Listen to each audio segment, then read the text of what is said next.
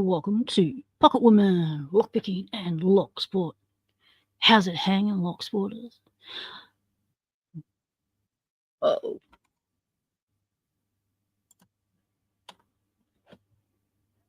Little bit of feedback there.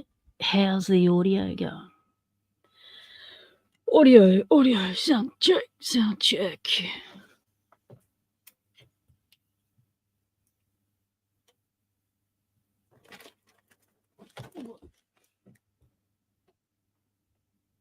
Audio's good. Just adjust the mic.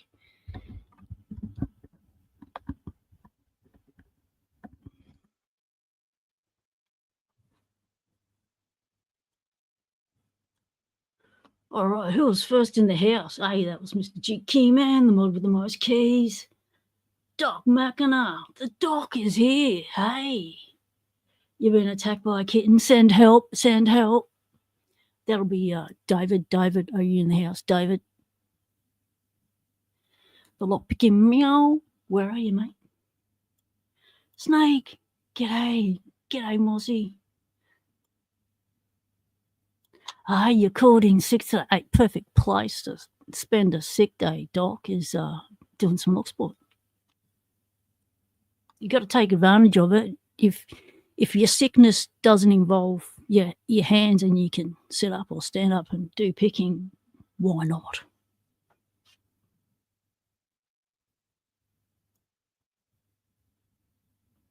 Elijah Carney, welcome, mate. We need to sort them locks out today, brother. David's in the house. Lockpicking meow is here.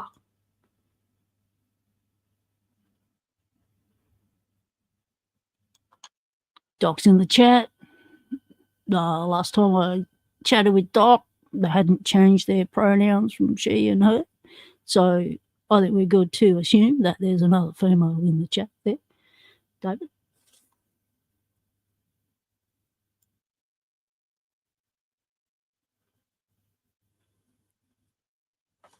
Delbert, g'day, mate. So, Delbert, was it you I was chatting to the other day on a live stream? You wanted some live streaming practice, and I've given you the option to come up on panel and cut your teeth over here if you like.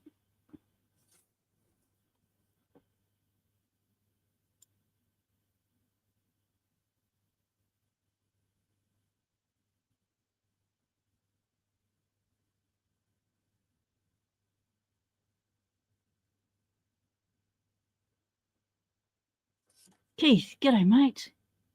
No worries, Keith. Appreciate your calling in, letting us know.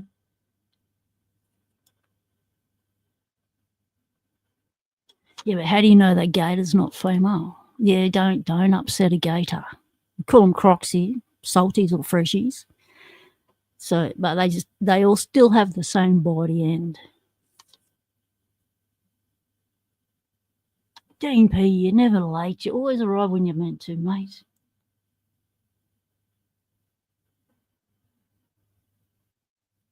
Yeah, handcuffs are fun, Dean.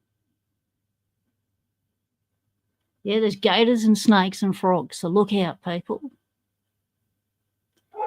That's a wolf. Hang on, got to go let the dog in. Talk amongst yourselves, be nice.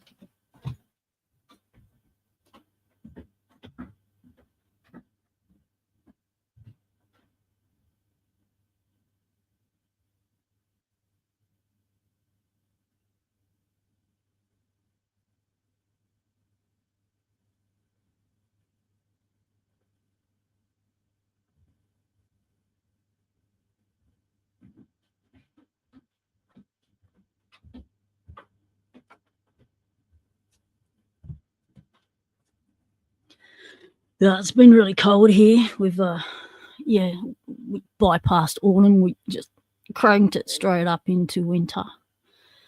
So we've had a miserable kind of a long weekend. It's been freezing and raining and blowy as.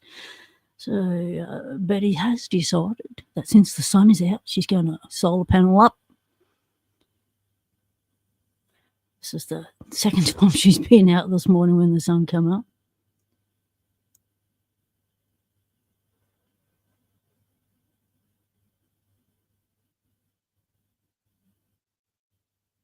Yeah, two prehistoric baddies. Yeah, you don't want to take them on.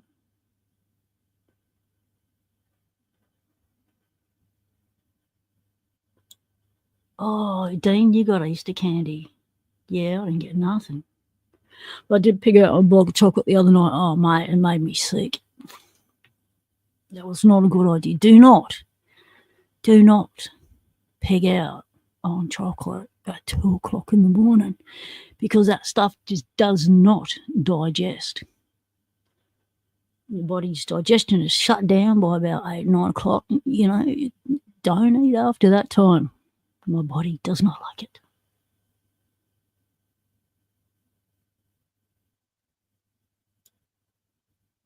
Nate, g'day, mate. Good to see you. Yin yet, g'day.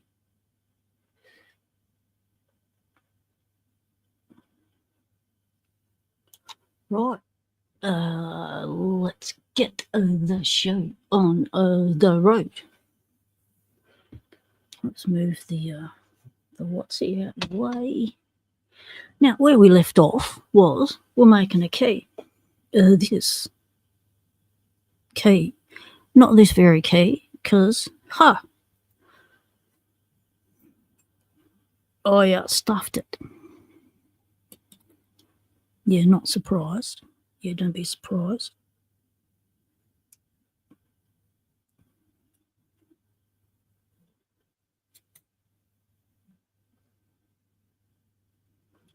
This is how I stuffed it. Focus. Let's not do this today, machine. Come on. See that? Spot the trouble. Yep. Pin 4. Stuffed it.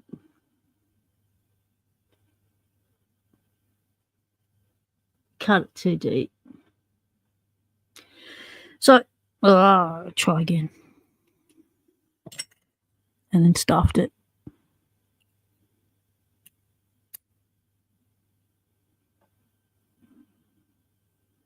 I knew it when I looked at it. 3 and 4, too low. So I bought it. So I'm on my third key now. Get out. Yeah, get out. So I'm on my third key. Where'd that go? No, it's truth. How could I have misplaced something? How could I have misplaced something already? Oh, there we go. So I'll try it again. G'day, Matt. It's Locksport. How's it going, mate? Iggy Mac. Welcome in. Check it out.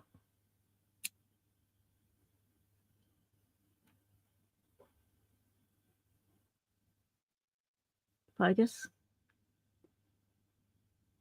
Trying to do some live action here, camera. Come on. Work with me, not against me.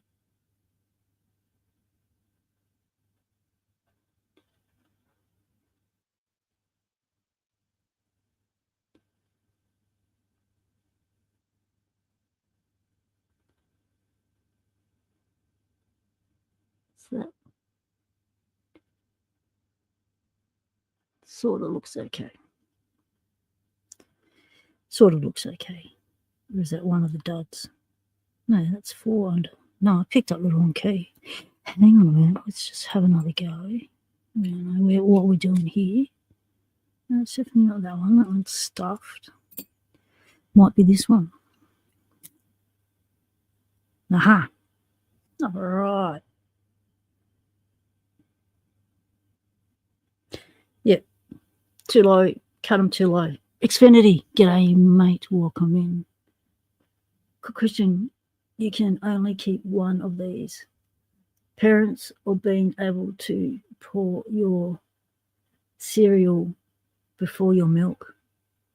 Oh, mate, it's definitely got to be cereal before milk. I mean, who the hell pours their milk and then applies the cereal? How are you supposed to know how much milk you're going to put in unless you know what your baseline is? You see, if you pour your milk first and then put your cereal in, you can overflow the bowl, water displacement, simple physics. It's cereal then, and then milk. I don't know what your parents are on, but they're not on the same page.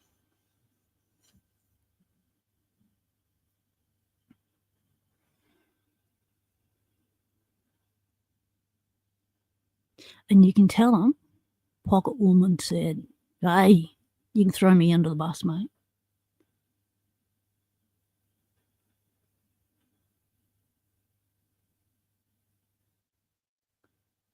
How am I going? Have I stuffed it?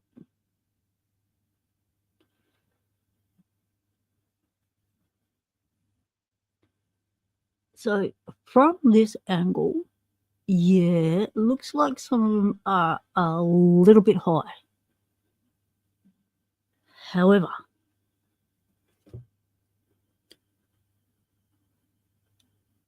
what?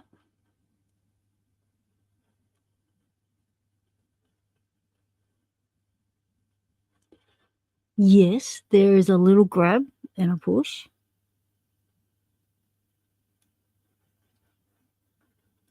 Now remember that with this pinning shoe, stay there, don't fall down.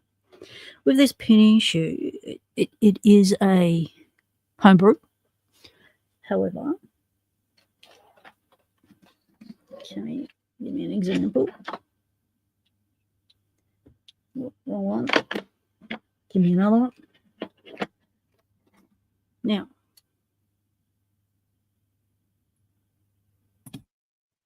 that's just one of those shaved down.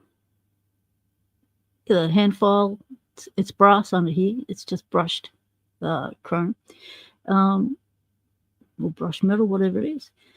So this was my first one ever made, and only watching stuff from the internet, so you do get a little bit of perspective stuff up. So I should not have, like us, should not have cut that so deep. I should have just cut it like that.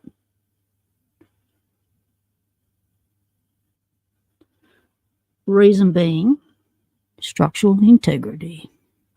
What's that I hear you say? Yeah.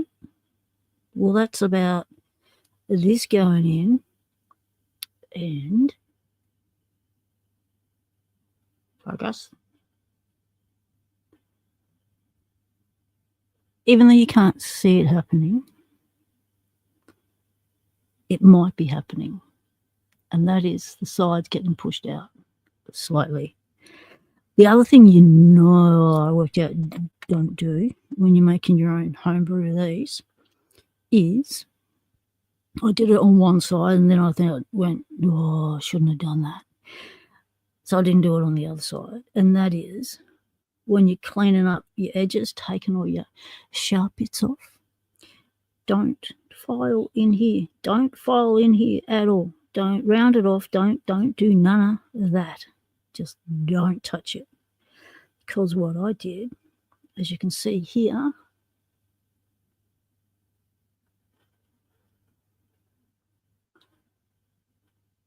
and here, I wasn't straight. Yes, I know, being a lesbian, I don't do straight. However, in this instance, straight was required.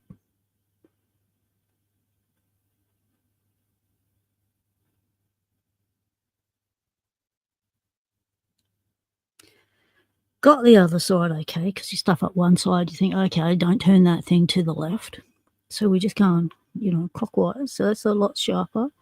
And however, because I took away too much bulk across the top, I feel like I affected the structural integrity of the function of what we wanted it for, which was to, one, hold the core when you're repinning. Another function is exactly this, to see that your pins are not too high or too low. Okay.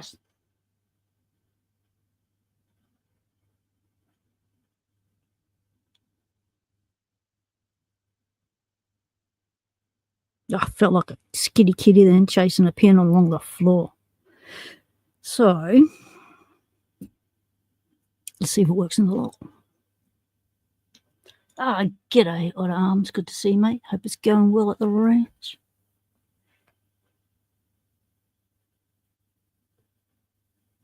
Yes, the Odd Cult leader is in the house. I got a little otter stick. Where did I stick it? Where did I put my otter sticker? Where is it?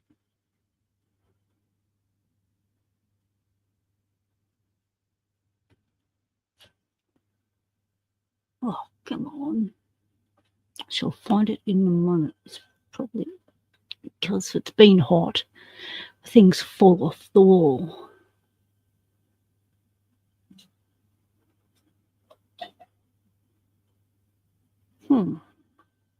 It shall show up.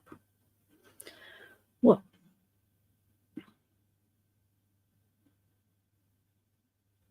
Nemo nada. No one's ever late. They arrive when they're meant to.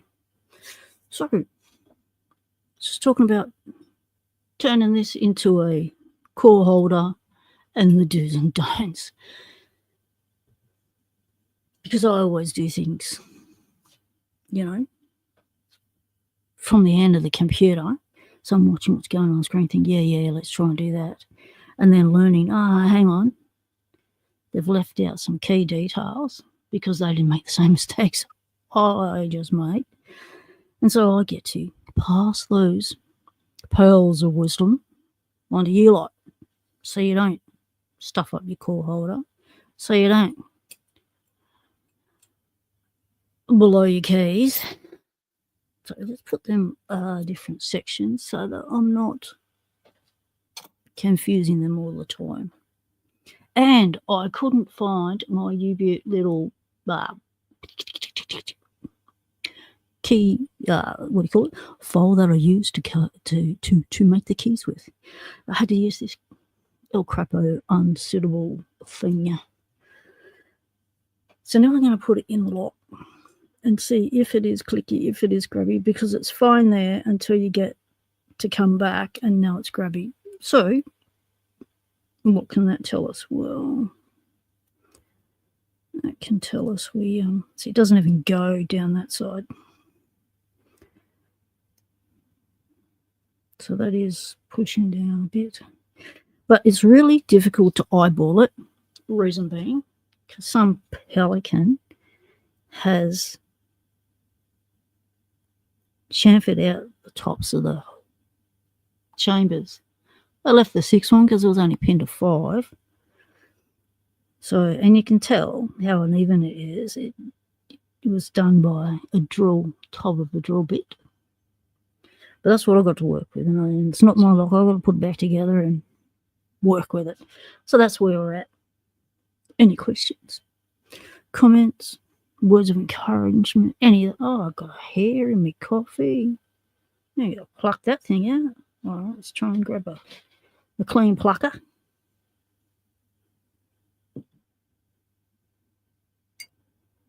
Right. That's a golden retriever hair, that is. That thing that stuff burrows, mate. It burrows. It's got little barbs on it. Yeah, it does burrow. It burrows in your clothes, up your nose. It's a burrower, golden retriever fur. So he was here, a week and a bit ago, 2 weeks ago, whatever it was, when the olds went away. Still cleaning up dog hair from him. And of course, I don't vacuum in my lock lab. I only sweep and brush. It's just, it's coming out of every little crevice. Nemo nada. Good question, mate. They do it because they're having trouble with the lock. So you've got a client. Question was, why drill out the tops of the pin chambers? It does change it for picking. And the reason why they do it is because they can't be asked repinning it or rekeying it, and they're just trying to make the lock work for the customer. So it's a little quickie. Let's just whack that. Okay, she's sweet, and it goes. Yep, that's why. So you got an older lock, the key's worn, customer doesn't want it replaced, they just want the lock fixed, they want it all working, and that's what they do. And it's a shame because, and what it does to the picking, well, then it changes because now the top of the driver pin is now riding on that chamfer as the core is turning. So it gives you, what do you call it? It's not inaccurate feedback. It gives you, it makes you have to pick the pin twice most times, and it requires little tappy tappies. Now this lock is a 201 Lockwood. It's all standard pins. It should be just, let's push those suckers up, just keep going till that thing pops open. But no, in this case, you got to keep picking it till it's open, but you've got to do little movements to get those drivers past that chamfer. The shear line acts bigger. There you go. There's a technical term for it.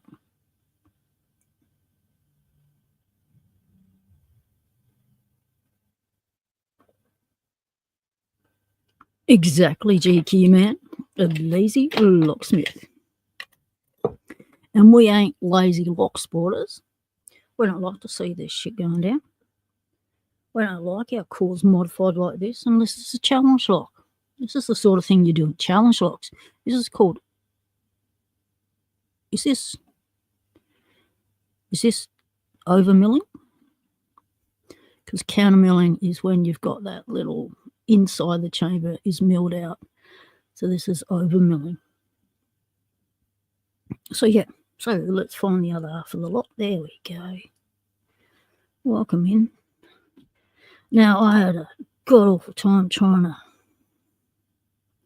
get this thing to shim from memory. Let's try and do a bit of this.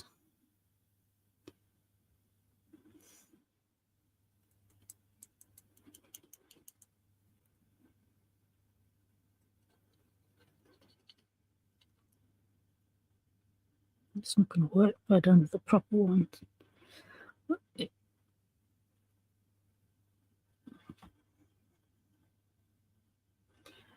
It's not that it does cause more core movement, yes. So when you put your key in the lock and you turn it, it's like, oh, hang on, there's a bit of movement there, and you think, oh, we might have spools. No, we've got all standards with some drongos drilled it out. Oh, drongo, Australian lingo for what's a polite way of saying it, Nemo?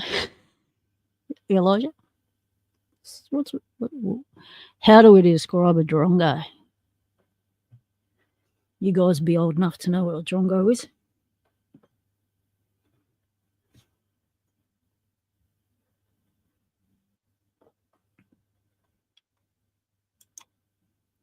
GQ Man's just posted a video of a super worn out quickset lock. It was wore out like that, but was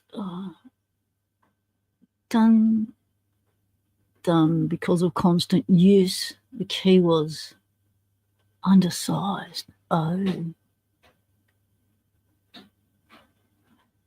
Eloquently put, Elijah. A spud.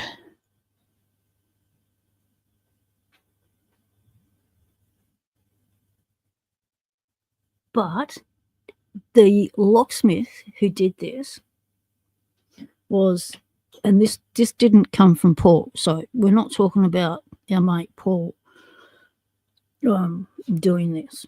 It's like come from somewhere else. Now, the locksmith who did this, they have, by them being lazy, they have wrecked a really nice new core. Where's the other end of it? There it is. See that? Still looks new. Yes, it is the older Lockwood. It doesn't have acid abloy on it. Focus. Doesn't have acid abloy on it. So it is pre 2000. However, look at it.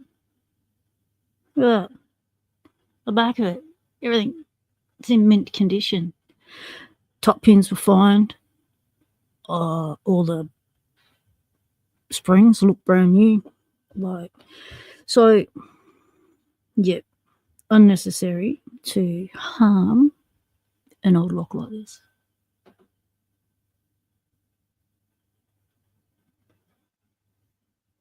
Yeah, if we wanted to call someone a moron, we'd call them a moron. Drongo is the level before moron, so I reckon, yeah, Spud's a good analogy there. And all now I can think of is the opposition leader because we call him Mr. Potato Head. So, yeah, that's in my head now. But that's okay. Let's get the locks back into my head and get that visual of Potato Head out of my head. Mr. Potato Head, Polly. So we're going to whack this in, see how we go. If it all locks up, we'll pull it out and we'll give these another little with the file and we'll whack it back in. Right. Now let's put a shim in because we need a shim because things will get trapped in there. And that's big enough for a pin to fall in and then brick the lock. And if the line really back up, whack, whack, whack, trying to get back. But, chances are it might not come back. So we don't want to go down that pathway. All right, in you go.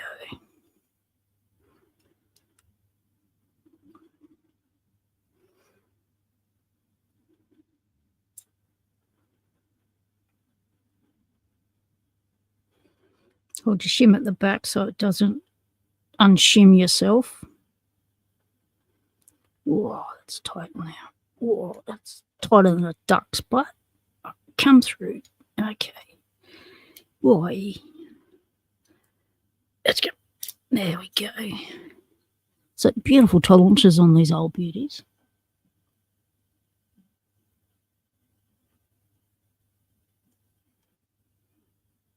All right, so I can feel already that is stiff in there. So we're going to take it back out and do what we said we were going to do because it's not happy.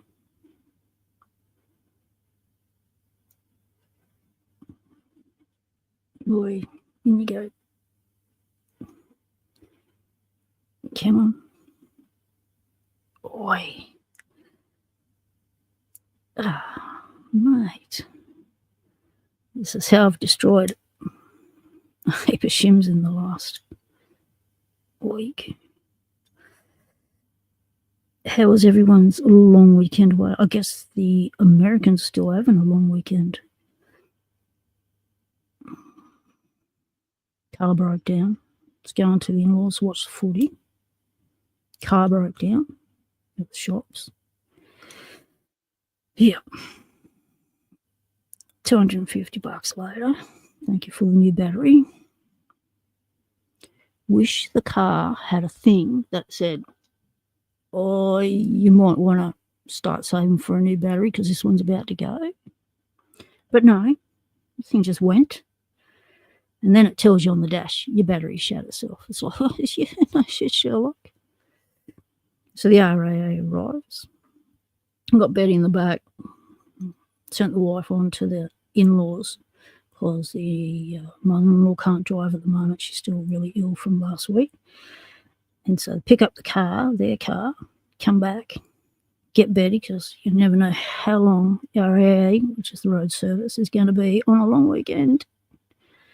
So that was an interesting way. So, well, boy, that's tight. Just trying to protect that back edge, but can't get in. Wow, that's That wants to give me a hard time. AFL, yeah, South Australia. Don't do NRL here. I'm from New South Wales, so I knew nothing about Aussie rules footy when I got here. And then this place was just cult-like for it. It was really weird. Never seen a state so obsessed with a sport, but I guess it was the only sport they had. So, yeah.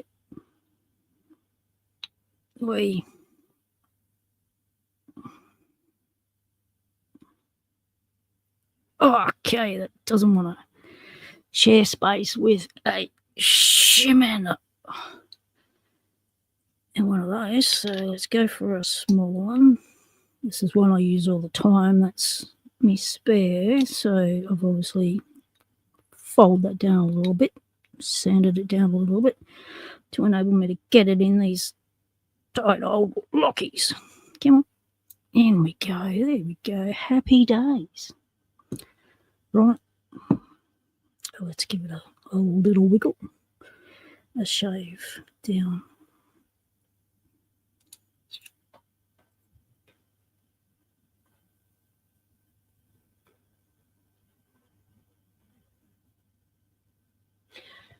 When gee, Kim, what? Hang on. Highlight it so I can see it. Oh, snake. I just saw you. Yeah. Tighter than a frog's ass in Montana. So that's the American saying. The Aussie saying is tighter than a duck's butt.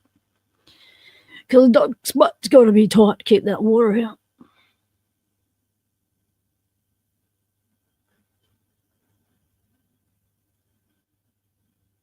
So what happens to locks when, good question, what happens to locks when the old keys are copied repeatedly? Now, with a key, an original key, you can only copy it 17 times before it becomes complete, well, by the 17th time, it's completely unusable.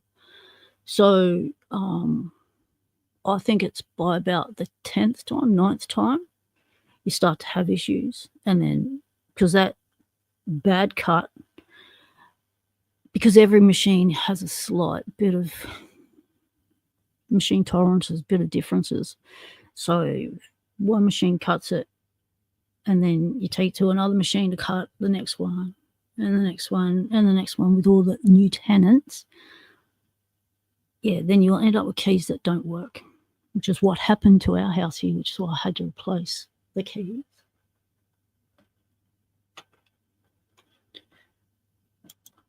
So now what I do is if I go into a new place, it's like, yep, how long's this place been rented for? Okay, I can see that popping up.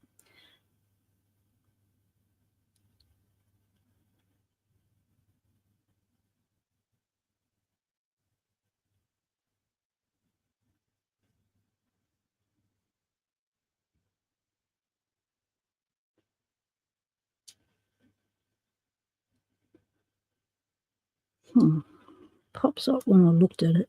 Didn't pop up when I put it in front of the camera. So check him out. When you cut keys by hand, let's see if I can read it. When you cut keys by hand, you completely gut the pins and the springs. That way you can check the fit with the actual core and body. Good idea. It's been a bit lazy, and I wanted this done, and I'd already checked the top pins, and I thought, yeah, I've got the core holder. It's close enough, but obviously not. Yes, but it's been so dodgy. I've blown 2 keys already, G key man, and so just really want to know for sure. See if you look at it like that.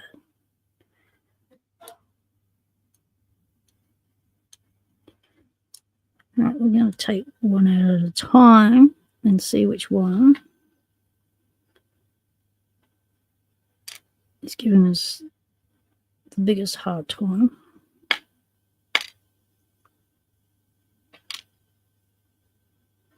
And I lost a pin. I saw it fall out. There was 2 pins that hit the ground, and I went, yep, I saw where they landed.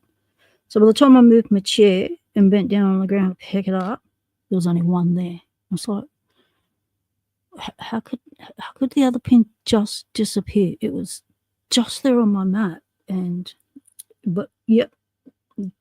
What happened to the second pin? 2, 3, 4, 5. Okay, out of order. So I was not happy. Then I had to find another pin. All right, that's not even touching the door. So we know it's not one.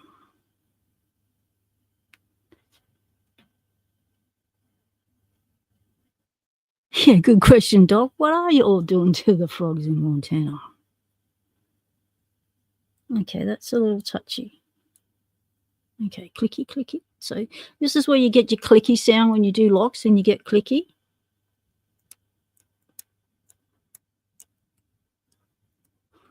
That's because either a pin's too high and it's hitting the body like that, or the pin's too low. Well, hang on. The pin's too high. Like that one's a fraction too high and it's hitting the body. Or the pin's too low and then the top pin's dropping down into that gap and then getting a hit as it gets turned. Not too high where you can't turn it, but high enough where it's getting a bit clicky.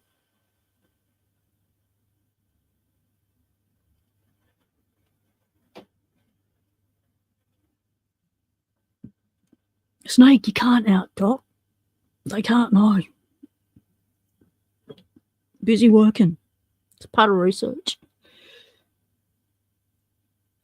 It's part of being able to recommend to your patients when they need something to improve their eye-hand coordination and their dexterity and stuff. You can say, hey, you ever try lockpicking? It's research, Doc. Research.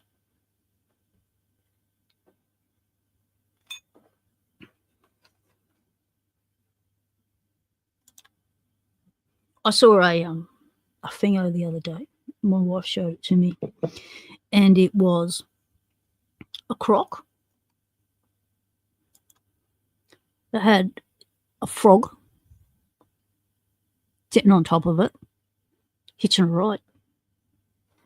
Frog and a croc hit the pond and do a bit of Ubering. Oh, I thought that was pretty cool.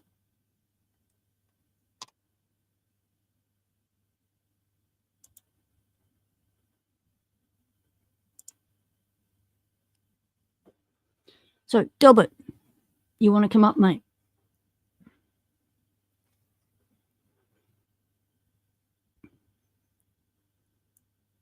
I'll send you a link. You want to come up?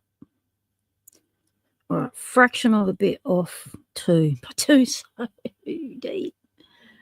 It's like, oh, it's getting scary. We're going to give it a go. Haven't got my proper board, but we'll just, totaled Skelly. Say Skelly went arse up. See, that's what we call arse up in Australia. So when you fall over, people go, oh, I went arse up. I was walking down the shop, slipped on this thing, went arse up. That's exactly what we're referring to.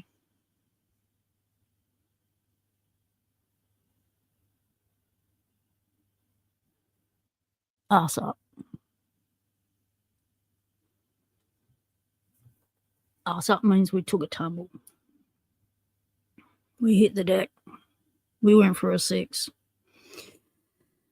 There's lots of words for it, but, arse up is the most descriptive.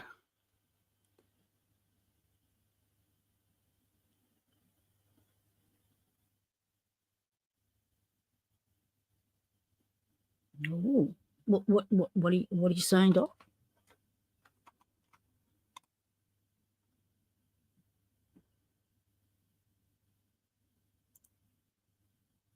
Hey, I reckon you could. I reckon CI would be in for that. However, I don't think the hospital administration would be.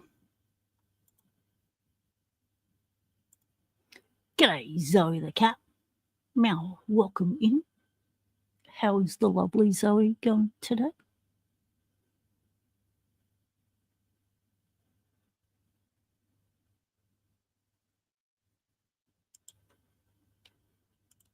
Yep, skelly down, skelly down.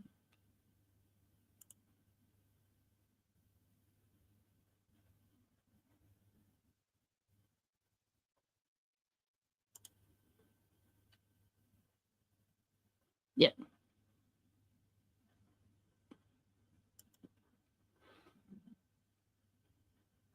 But sometimes you don't land on it.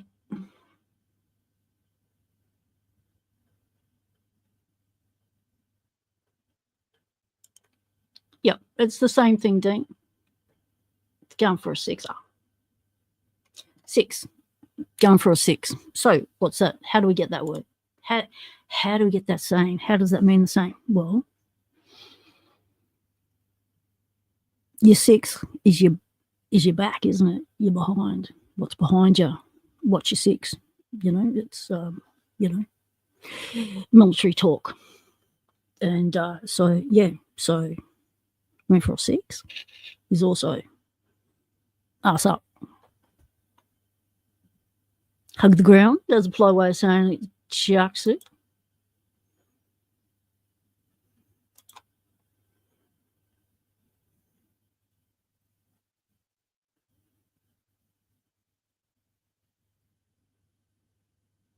Good to see you, Chuck.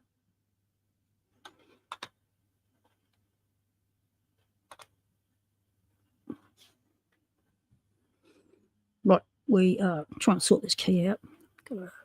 Yeah, it's a yucky one. Where is my proper one? Brought this other one from a garage sale a couple of weeks ago. No, it wasn't at the garage sale. This was at the restore. And but it's too wide. But I got it because it's a fine thing and I can, do it for the tops, but it doesn't fit. So where is my way?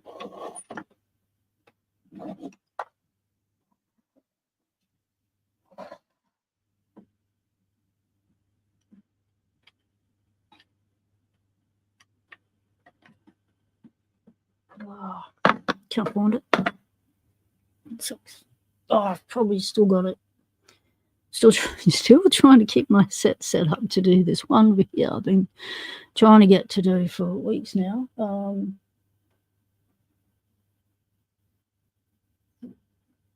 Could be in another section. Nope. Just going to have to put up with this little thing. All right, we're doing it. Who are we doing? Oh, where'd it go? There it is. 2. So the thing to remember about when you're doing keys by hand, especially when you get to the deep section, a big chunky crocodile bite out of that is the ramps. So the ramps are these things. Boom, boom. That's your angles. Now, with Lockwoods, it's 80 degrees. Yep. How do you know you've got it at 80 degrees? I hear you ask. Well, yes.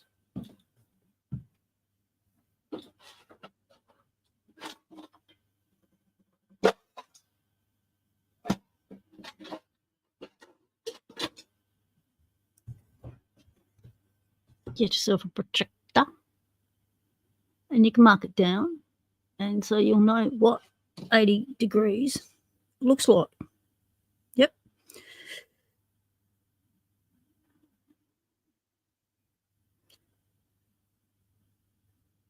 So it's like that kind of an angle.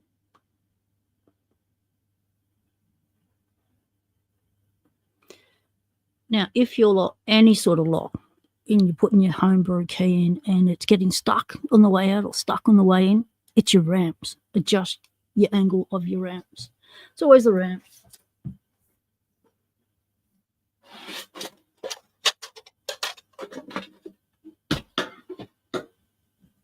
The other thing to remember about your ramp, that was me, puppy, that was me, all good. The other thing to remember about your ramps is, with the Lockwoods, they have a bit of a flat base at the bottom where the key pin touches it.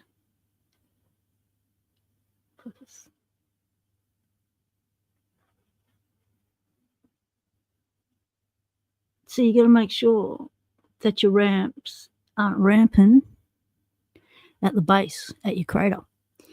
Call it crater base. Don't know what else to call it. It's probably got a technical name, hasn't it, GK man? So that's your blade, your bow, your ramps, your cuts, your bitting.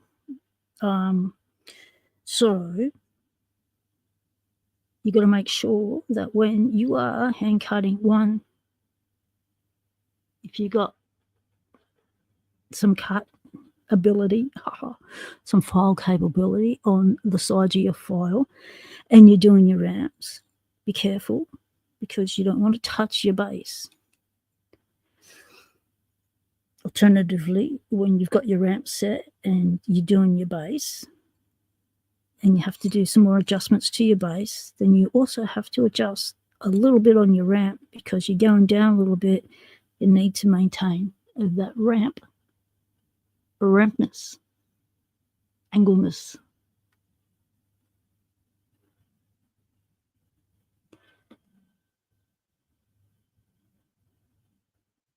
Yes, it is easier to make a 90-degree cut, 45 left, 45 right. Yes, some of the pins don't have points. They just got blobs on the end.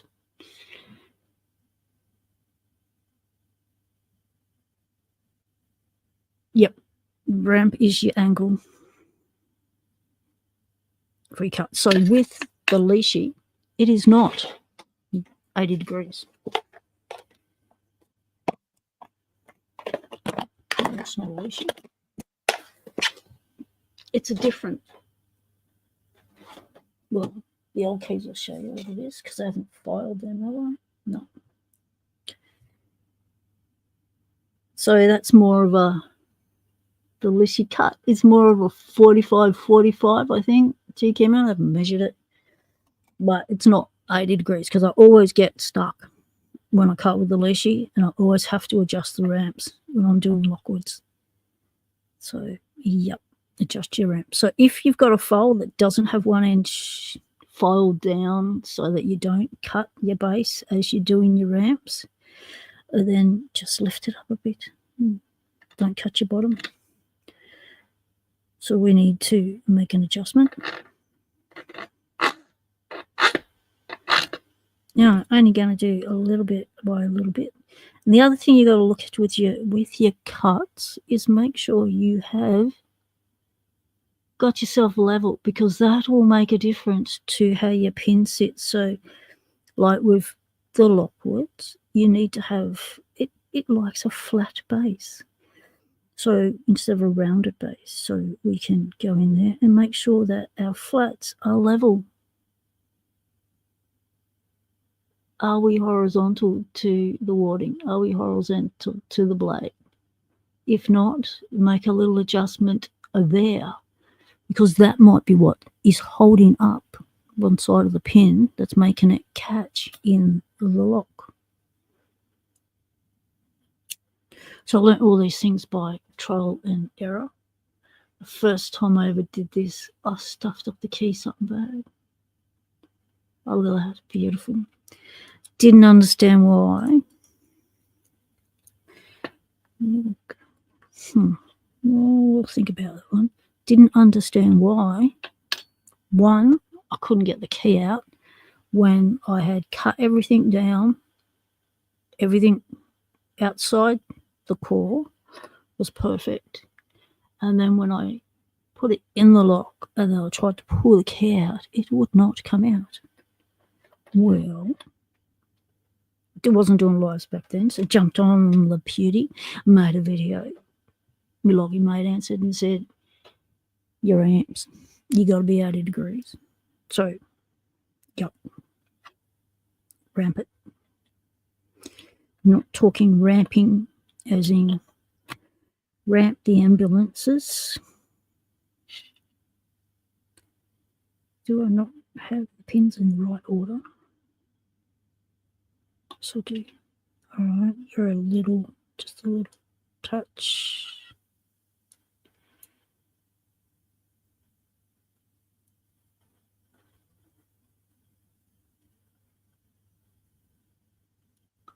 I'm going to take the other two out so I can ascertain exactly who's doing what in the lock.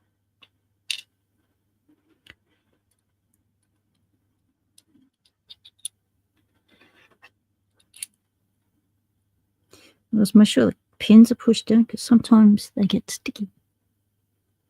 Okay, that's a little touchy. So first when you check, make sure, what is it, 3. 1, 2, and 3. Make sure we are level across the base because we only need a smidgen off. So if that smidgen's going to come off, it'll be, first of all, let's level it. But, yeah.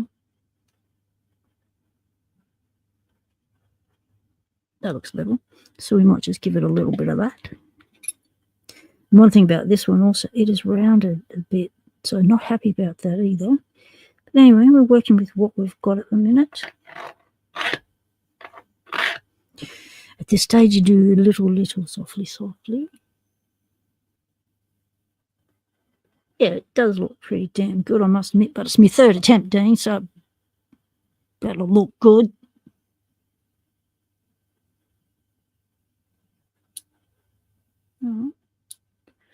It's a little bit clicky. What am I doing? Key. Not the keys in the lock. Oh, okay, brain's not quite functioning. Still experiencing bad headaches from my neck.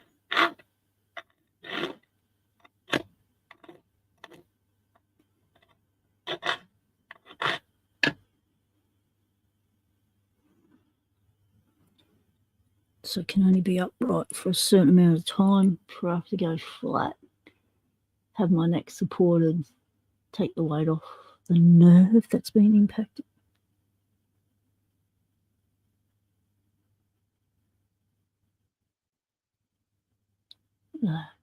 Smooth as a bought one. Right. But just looking at it, it looks like it's under because of that chamfering. So optically, it does your heading. So that's why it's good to have other methods to ascertain whether it is okay or not.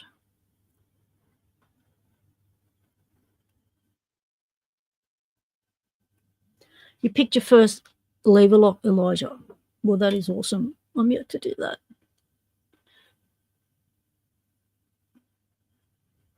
No, you don't want to cut the pins depth with power tools, G-Key man. Indeedy. Unless it's a key machine.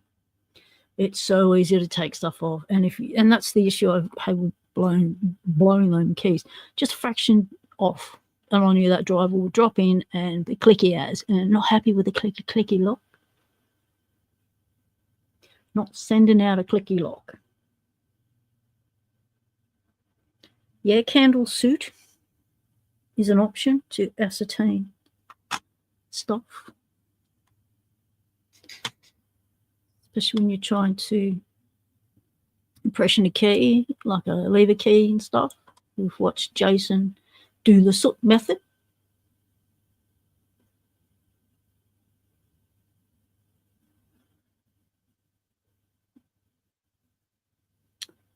Oh yeah, I was going to be a spy, Dean. When I was a kid, had some career options.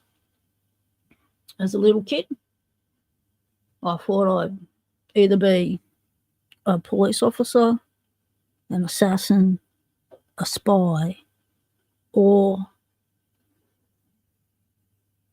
What was the other one? Police officer, an assassin, or a spy, or a dealer in a casino. Those were my options. I bet you're wondering, as a little 6-year-old, how do I come up with those career options? Well, it's about modelling, role modelling. What was on the telly at the time? James Bond was big in the day. And so you watch what your parents watch. Okay, you got a little clicky going on too.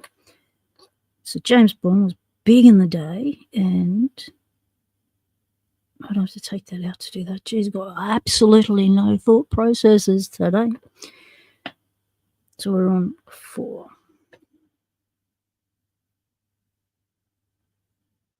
Are we on 4? We're on 4.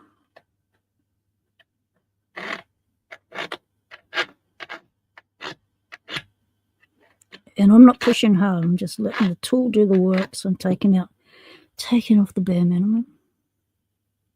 I would like to get a Grober's, what is it? Is it Grobert? Number 2 round file for pipping file, whatever it's called, for doing locks, doing this sort of stuff. But not at $60 a thing. And so that wasn't going to happen.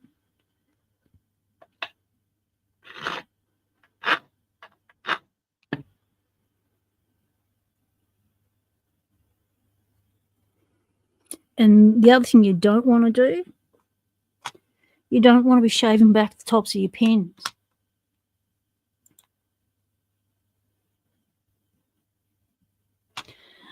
Play 007. Yeah, you got it. You got it, Dean. Exactly right. P007.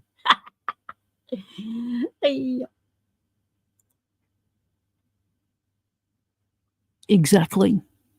Yeah.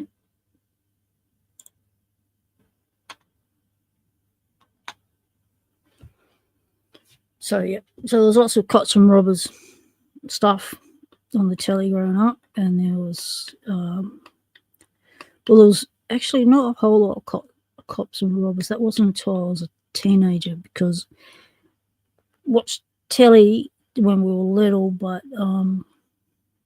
then we left the country and there was no telly. So basically, teenage years is no telly until VHS was invented, and then it was like another 5 years before it got to the country we were in. So and then there was all that cheesy, just lots of just the people that got the videos in, that was still just cops and robbers stuff, spy stuff. It was all just that sort of stuff. So there's lots of violence, lots of that sort of stuff, and horror. And so yeah, that's what we watched as a teenager. So not knowing any different, figured that was all that existed. And because we always did board games, played cards a lot as kids, because no telly, I thought, I watched James Bond's Casino Royale, as you do, and I figured I could be a casino dealer. That'd be my career. So that's how, as a 6-year-old and stuff, I come up with those ideas as a career choice.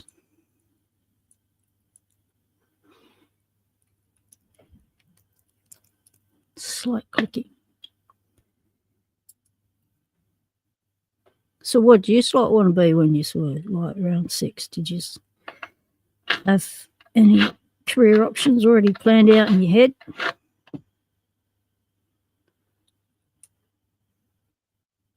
Oh, sweet as. So then, as an adult, well, as a kid, older kid, I then realised, being an assassin, a spy, or a car dealer was probably a little bit unrealistic. So just choose the option that was realistic because I couldn't get any work experience in those other areas. The school didn't like it when I said I'd like work experience as a spy. And no. What about an assassin? And no. Pick something different. It was like, oh, I'll be a dealer in a casino. No. So for year 10 work experience, I wasn't allowed to do my first choices. So my last choice was police officer. And I still said no. So I ended up doing my work experience as a microbiologist. So yeah, didn't get hyperfixated on that at all, did we? So, because I was good at biology, and I was fascinated with how things worked, they figured, okay, let's just put them in something biology-wise. And by then, everyone else in the 2 year 10s that were at the school already had placements. I was the last one left because they couldn't find anywhere for me. And then the country we were in said, no, we don't think it's a good idea for a young female to do work experience as a copper in this country. So it was like, right, well, put me somewhere. You've got to do my work experience somewhere. If you didn't do your work experience, you didn't get your year 10 cert. And we were on the Australian calculus. So all of our curriculum and rules all came from the Australian education system. Wait, where'd you go? So, yeah. Let's see how that goes. Catch you later, Nemo. Delbert, do you want to come up, mate?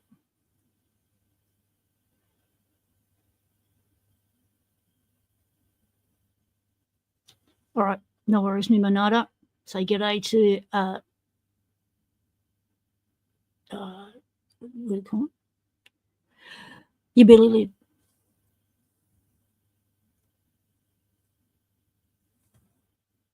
So in Australia, we have a thing called rhyming slang, which you've probably heard me automatically say things out that just is rhyming slang. And by now, if you've watched my channel long enough, you've figured out what the words mean.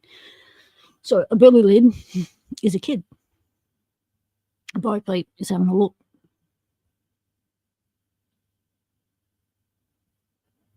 A gander's also having a look. Gander's more about a nosy look. So your neighbours, have a gander, go on. Yeah, put your head back over the fence, that kind of thing. Yep.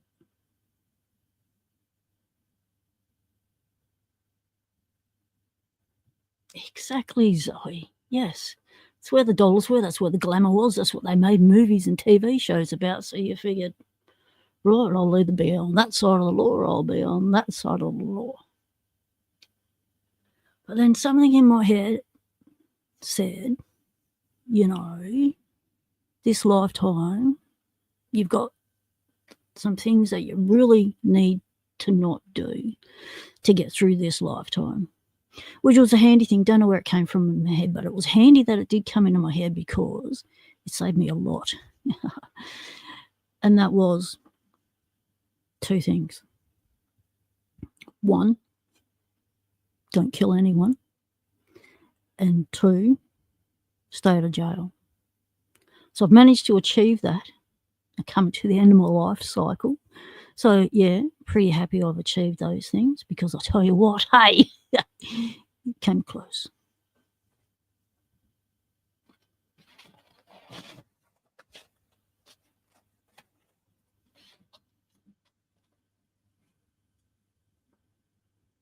Yeah, no future in politics. You lose your soul.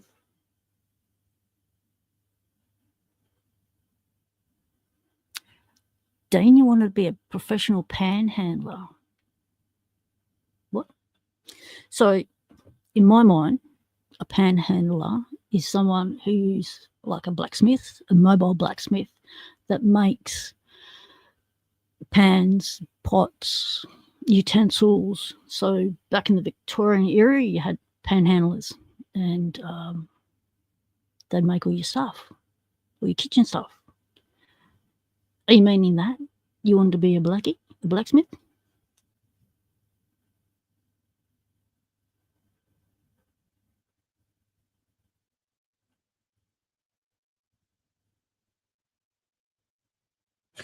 Chucks it. You can't handle the pans. A panhandler is someone, who begs for money. Oh, all right, okay. I think we call them deros, don't we, in Australia? No, that's not correct. A dero is short for derelict, which means someone who's homeless and off their tit. Yeah. So a dero is more specific.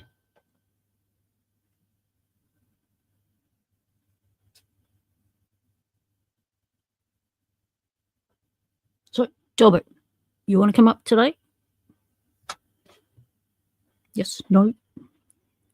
Little clicky still. Let's give that a little bit of something. Check me angle. Are we level?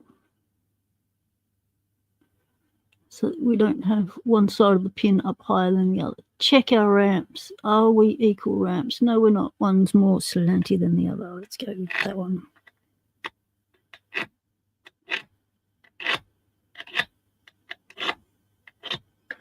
See if that was holding it up. Sometimes the ramp will hold up the pin, so check your ramps. Ooh, look at that. It is the ramp. You do? All right.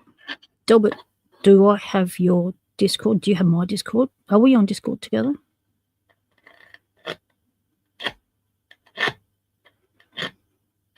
If not, I can send you an email. So that one looks more upright. Let's try and do it without touching the ground.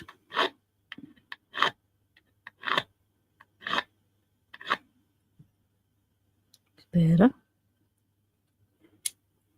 All right, last pin, let's not stuff it. Okay. Okay, slightest little closer.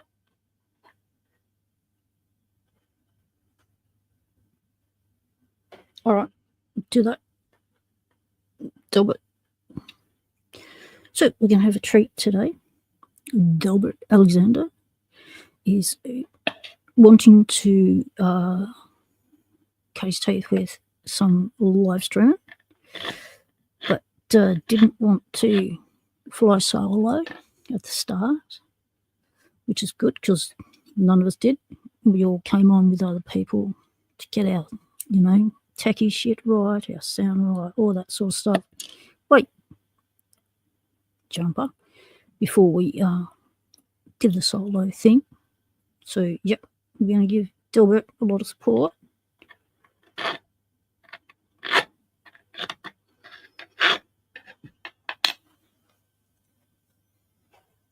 Check the machine.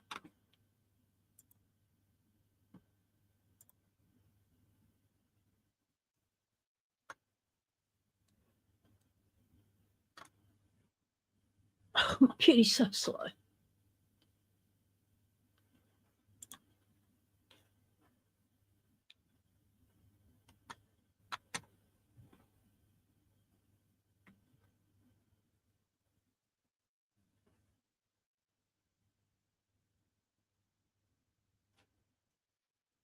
Oh, man.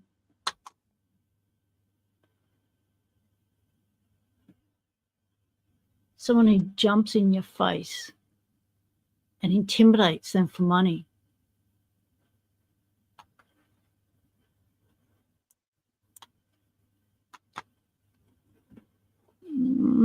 haven't experienced that with homeless people here or Duros.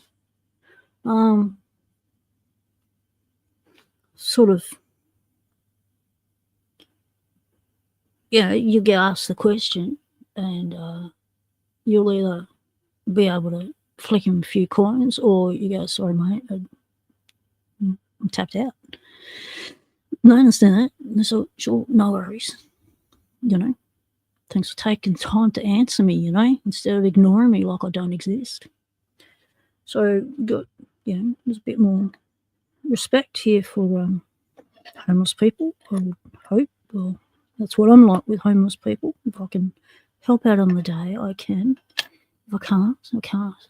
Back in the day when I was a smoker, it was often, I don't have any money because, disability, I'm broke, but, I could offer you a tooth.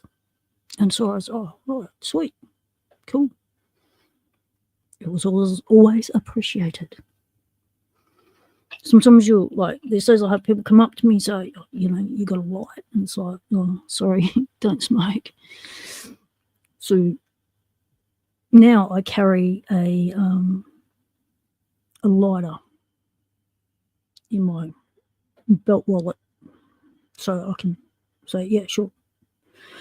And often I'll just say, you can keep that lighter. Because it's not going to be the only smoke that they going to want to light that day, You want to have to ask people all the time because you need a light, that would suck. So I don't need it for the rest of the day, and I just got to remember to buy myself one and replace the one I've just given away.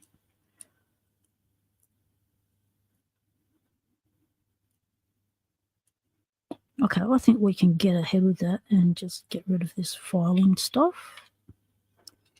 It's like running your fingers along little sands. Wait.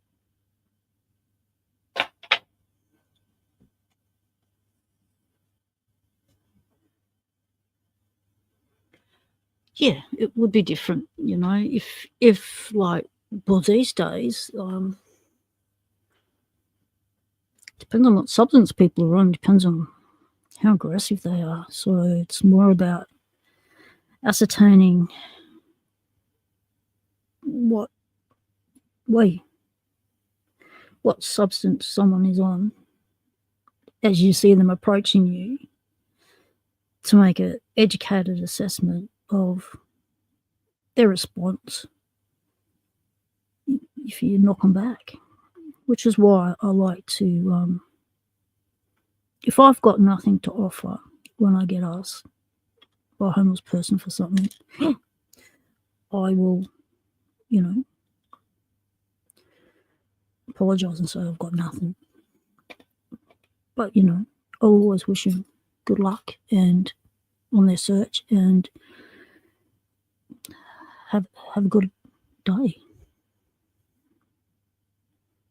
Because they wouldn't be asking if they didn't need it. Wait, jeez, come on, stay in there. That's what I figure. And some people, will ask you, especially if you're going past the bus stop, why won't you go in? Why all of a sudden are you super high? Have I swapped pins? Some people will ask you for bus money.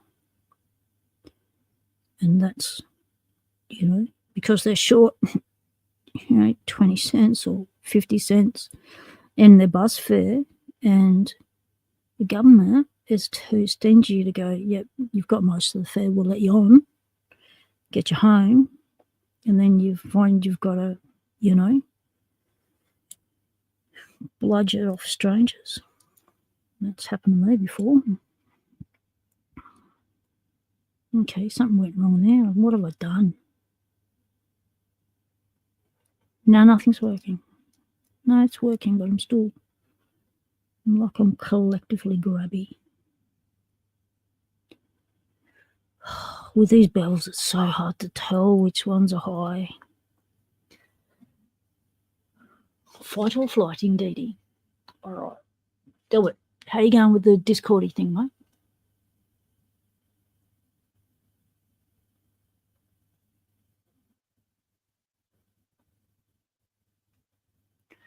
Oh, GK man, it's for Delbert, so he could come on and start learning how to do his live streaming. It's about it wasn't about filling the panel, mate. So all good. Thanks for the offer. Yep. I need your Discord, mate. Do I have to refresh or something for it to come up?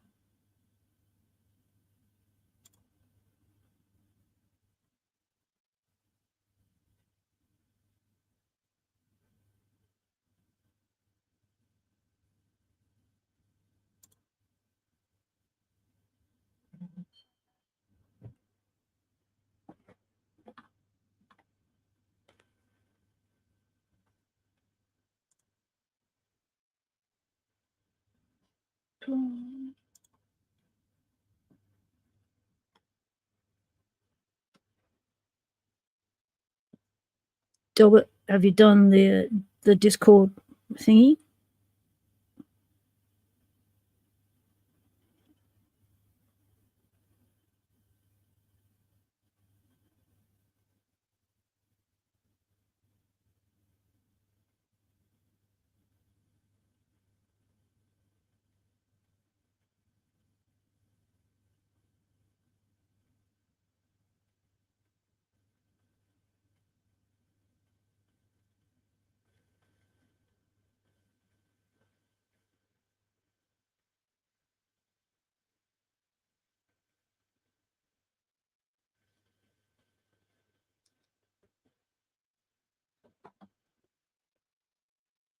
Add you? How do I? Whoa! I've never done that before. I usually wait for people to do that to me. How do you find someone? Yeah, I am share at Discord. I only know how to read a message, send a message, and occasionally I'll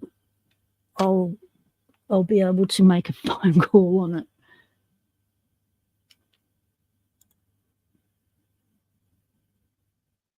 You can't find me. Huh. Go in the Dragon's Lair. Are you in the Dragon's Lair?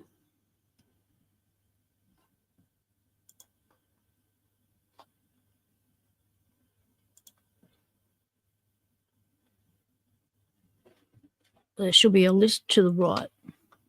Hey, I could do. Are you in the Dragon's Lair? I could find you in there, could I? Let's go look.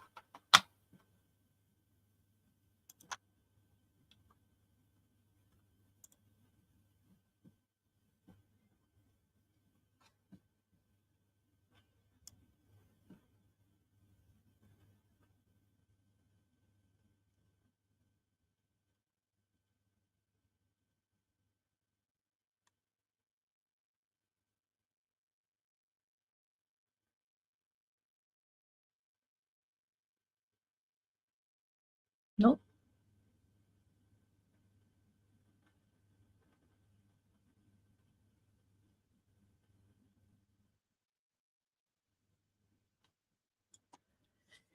Gee, they make it hard to find people when you're on a dark screen because nothing shows up.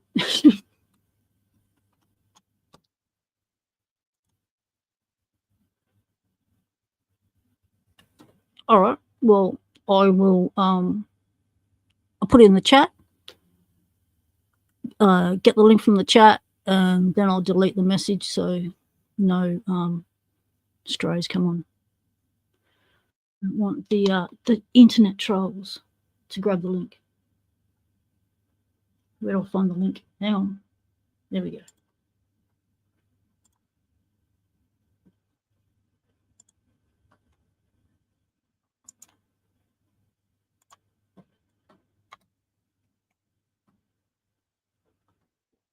There you go, Delbert.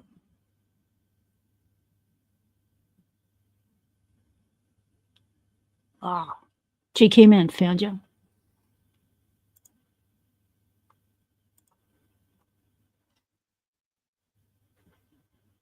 Ah, okay. I was looking for a completely wrong name.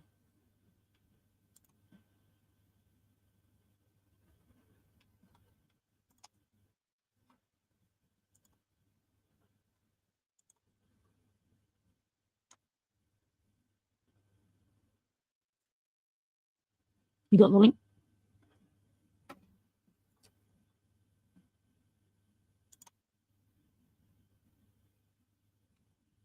Okay, what's that button?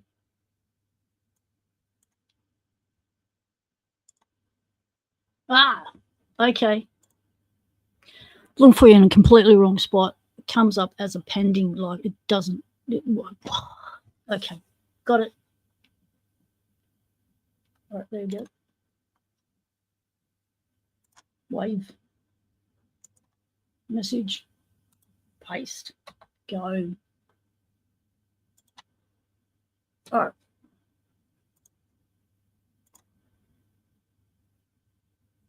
All right. Thanks to Mr. GQ Man, the mob with the most keys has sorted out techie shit once again. Thank you. Bye. There we go.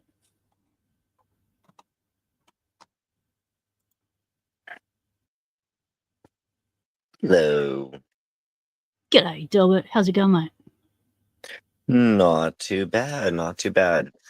I'm actually excited today because I got a package in from Greyhound, so I have another set of picks that I haven't even got to open yet.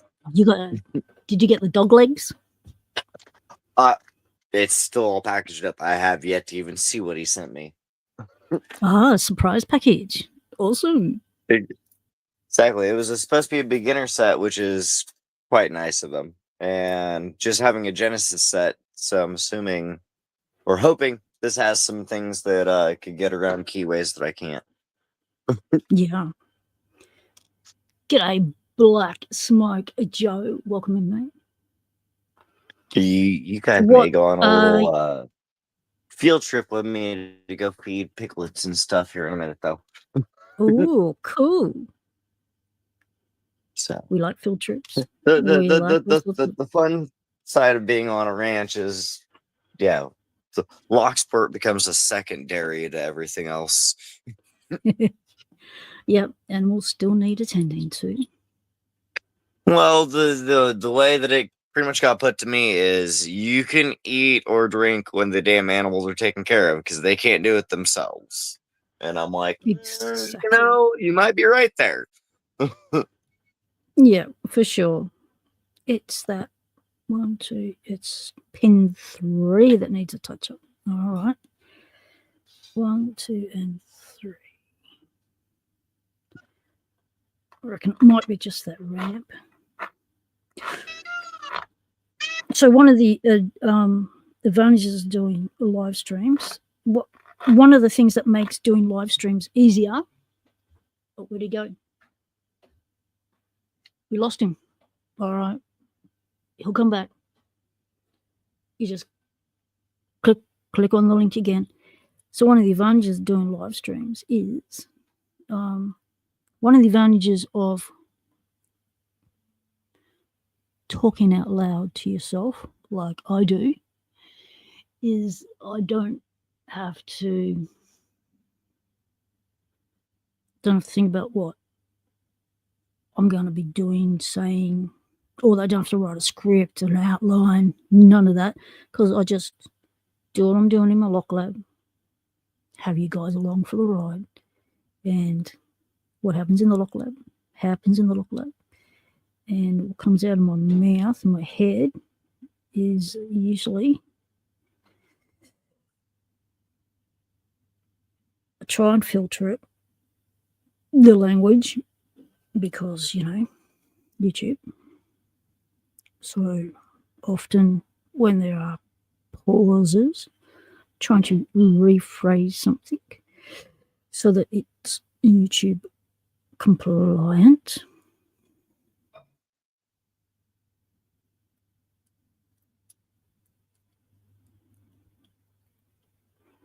Okay, I'm going to do what Mr. GQ Man suggested and get this sucker out of here completely.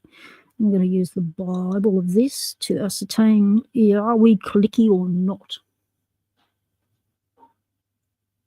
Yeah, it happens. That's part of learning. Do it. So that's okay.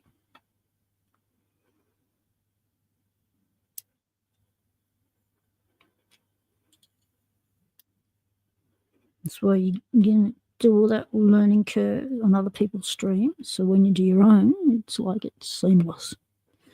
You'll know, oh, I can't put my finger there, or I can't use that button, or where is the button for this?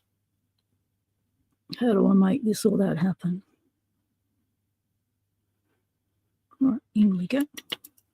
Oh, there, not standard Lockwood 201 springs.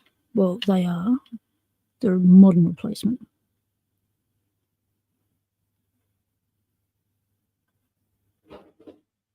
Because usually they would be the copper ones that are coated with some sort of coating. It would usually be that. So Delbert, you just click on the link again. So it doesn't matter how many times you end up coming in and out. It'll beep in my head and I'll know you're there. All right, are you happy now? Oh, you're happy one way, not happy the other way. Well, that's just confusing. All right, we got everyone out of there. Let's stick you in there.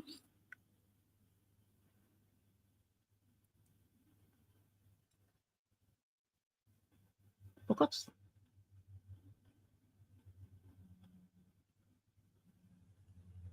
Hello.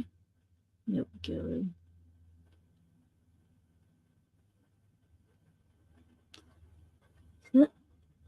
Number 3 still looks like it might be a little high. All right, so just felt that.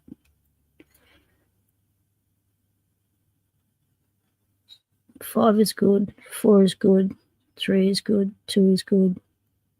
A little bit grabby on 1. And that's on the way in. So why? Is it 1 grabby or no? Don't know what that was. All right, felt a little bit of resistance when I went in there. Okay. All right, so what is happening here is it is turning fine to the right. We got no resistance. Oh, apart from when I went down there at that angle. However, when I go counterclockwise, look at that. Wouldn't even turn without pressure. And that's binding, pushing hard and wedged now. So what's going on with that? It's just confusing us. That's just confusing. So in my brain's going, all right, we're going okay clockwise, but we need to be able to rotate it the other way as well. So I'm thinking I'm not level. So keys to the right, everyone's okay. Turn it to the left, we're not.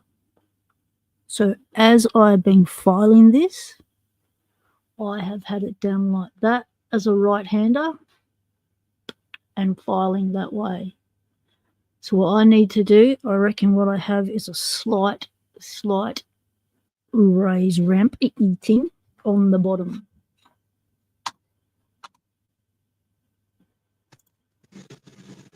Delbert's back. So I'm going to turn the key around and give it a little something that each one that side. That's what I'm thinking. Yep. I've kind of switched places. I am now in my butcher room. So how long you been picking locks, Delbert? Oh, coming up on a year off and on. Cool. Are you going for the belts? You doing the belt system? I honestly need to get on the belt system. Me and Broke were figuring it out. I could get through Brinks and stuff, so I think I'm sitting right around the yellow. What's after yellow? Is it orange or green? Yeah, I think it's orange, but I could be wrong. Yeah. So if you're doing Brinks, Brinks has got a couple of spools now. You're doing the ones with, oh, okay, a bit better that side. Still grabby. All right. The we'll one do a that little I'm bit still more of working that. on is my 1100, and it gives me, I don't know, the most problems. I'd love to say it gives me the Yep. most feedback, but it really doesn't. So what thing is a 1100? What color is 1100? My 1105, let me see if I have it in my pocket, is gold color. Nice. What are the numbers? What's it say on the back? What series does it say it is? UFI series 1105, Anderson American Lock. 1105. Nice. Which I guess the 5 is just the size of their shackle and whatnot. I think it was No. Dean or somebody else that was helping me figure that out the other day. Essentially, I think all the same lock. The only difference is your shackle size and the material. I think the 1105 denotes that it's a 5-pinner. Yeah, 1100 can be pinned to 6. So it might have a 5-pin core in it. Does that sound about right, GQ Man? I plus side of learning, Locksport is I can literally count the key and see how many pins I have. Yep. But that doesn't mean how many chambers they've got in. Yep. the You're core. right. I So get they what could you're have saying. it. They could have it pinned to 5, but it's a 6-pinner. And when you gut it, you got to watch could out for the have empty the chamber. spacing for 6 pins, but only be pinned at 5. Yeah. Yep, and That is it true. does your head in when you're trying to pick it as well, because your pick's 'cause going you're up falling and into getting a stuck 6th up there. space that, yeah, you're falling into a 6th Exactly. space that doesn't exist. So we've got white, yellow, orange, green, and blue. Thanks, Elijah. So, yep. Yeah, I thought I was sitting at white, and Broke was like, no, you're definitely above white. Yep, for sure. I actually just sent out one of my sidewinders to Broke today because he wanted a comfort lock, and I'm like, oh, this should be right up your alley then. What's a sidewinder? Sparrows made a sidewinder. They're easily repinnable. It has the ability to be a 6-pin lock. I think I actually have one in my pocket. So it's a practice lock. Yeah. Yep. This little guy. Oh, okay. So that's different to the usual set of 5? Yeah. So right there underneath the little underneath the little flap right there is where all your 6 pins are. And you can rekey them. So that's the same one that comes in a set of 5, yep? Yep. Or 5, yep.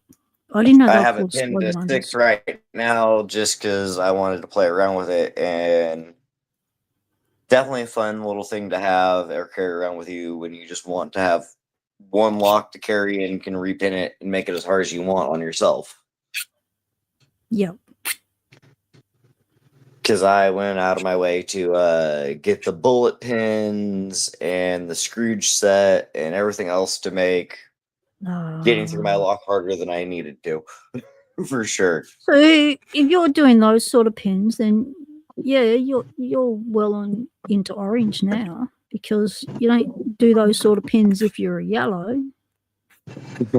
Because my whole thing is if I can make a lock that I can't get through or that takes me longer than anyone that I run into, essentially I've done myself in at that point.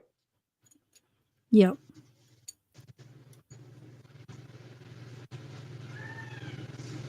Okay, lesson learned on this one, people. Fold your key from both sides, because I have stuffed this up. Now I'm super cautious about not going too deep on one side, as I'm trying to angle it enough to sort out that slightest. It's such a micron of a millimeter Well, I guess that stuffed goes up. into like that whole thing you were saying about my American lock. If there's a sixth, spacing for a pin that doesn't exist there, when you gut it, it definitely becomes a fun thing of, oops, I just dropped a pin into somewhere that I didn't know existed. And that's the whole reason why we always say shim it. Even if you're familiar with the core and you think, I don't need to shim it. Because that moment when you don't shim it, that's when You're replacing 8 happens. different springs trying to put things back together because I've sheared off enough of them. But, oops. Why does the key not turn? Because you just literally moved a pin into a slot that shouldn't have been. Oh, now I think I've stuffed it completely. It's going left, but it's clicky left. It's not clicky right, but it's still clicky left. Oh, this is getting scary now. All right, so Scary Terry. Scary Terry, that's exactly right. Oh, I just don't want to blow another key. I'm just going to give it one. Now that's. My peacocks are the best guard dogs you Oh, can I ever was going to have. say, who's that sound? Peacocks, geese. Okay, if I lift it up a little bit, it doesn't go clicky to the left, but it's still a bit stiff. Yeah, that means someone's under, which is not good. Out Anyway, here I it becomes think really this is- fun because I can hear the livestock guardian dog barking in the back because I set everyone off. Don't step on the cow tonight. Last time I Don't came step in on here. the cow. It's always a No, good I lesson. forgot that there Don't was a step on the cow cow. in this pin last time, and I went to step in here, and let me see if I could show you her. She's solid black, so over my shoulder there's a whole cow.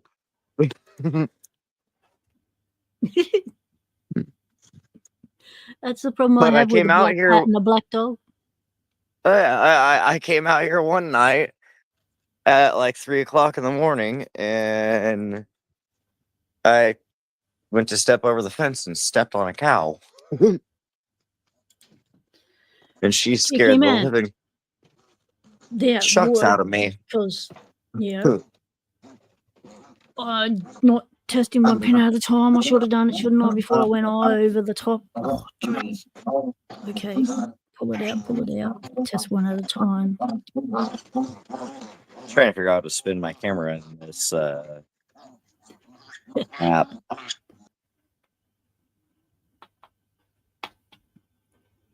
Okay, pin 2 doesn't want to come out. 3. Pin 5's in. Let's test pin 5. All right, who is the culprit? Okay, it's not. Okay, Delbert's gone again. He'll be back. Yeah, let's get him back in. There we go. No, pin 5. Potentially, I want to show you this way, but I can't do it without flipping my camera.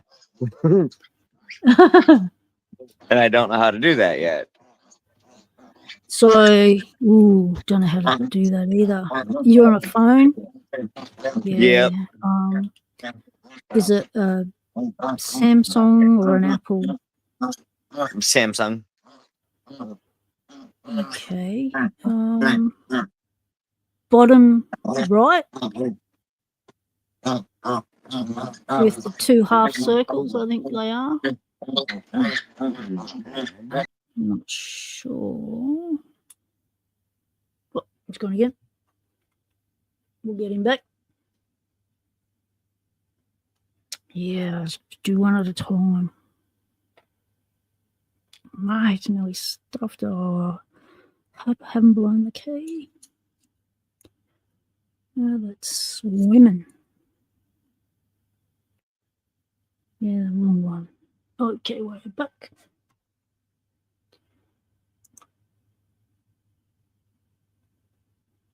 Okay, we're back.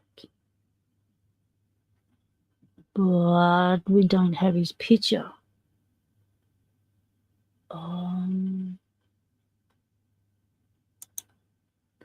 Okay, try that again. Nope. Okay, I think he might be frozen. Just add him to the stage, see if the techie stuff gets sorted. May take a little bit of mucking around with it. Whether that happens. All right, you're swimming.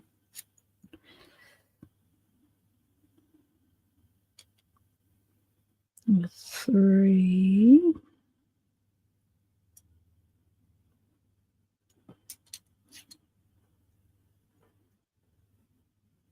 Nothing. Beep.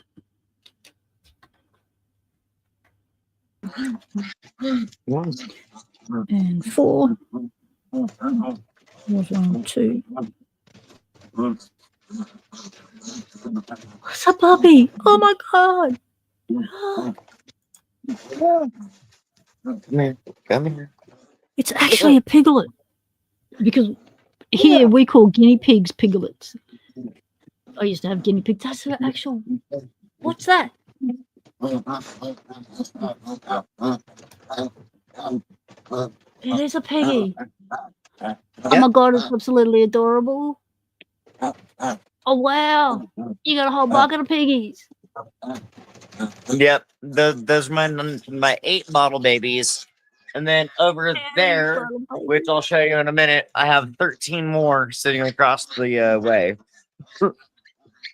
Wow, that's no wonder you have to feed the kids before you feed yourself. Well, Wow. exactly. This is my favorite of this bunch. Mm-hmm. Well, look at the size His of that name is one compared Pancake. to the others. Awesome. Oh, that one's not happy at all. That one's stiff as a board in there. Try again. Come here. Yeah, pin 2. It's pin 2.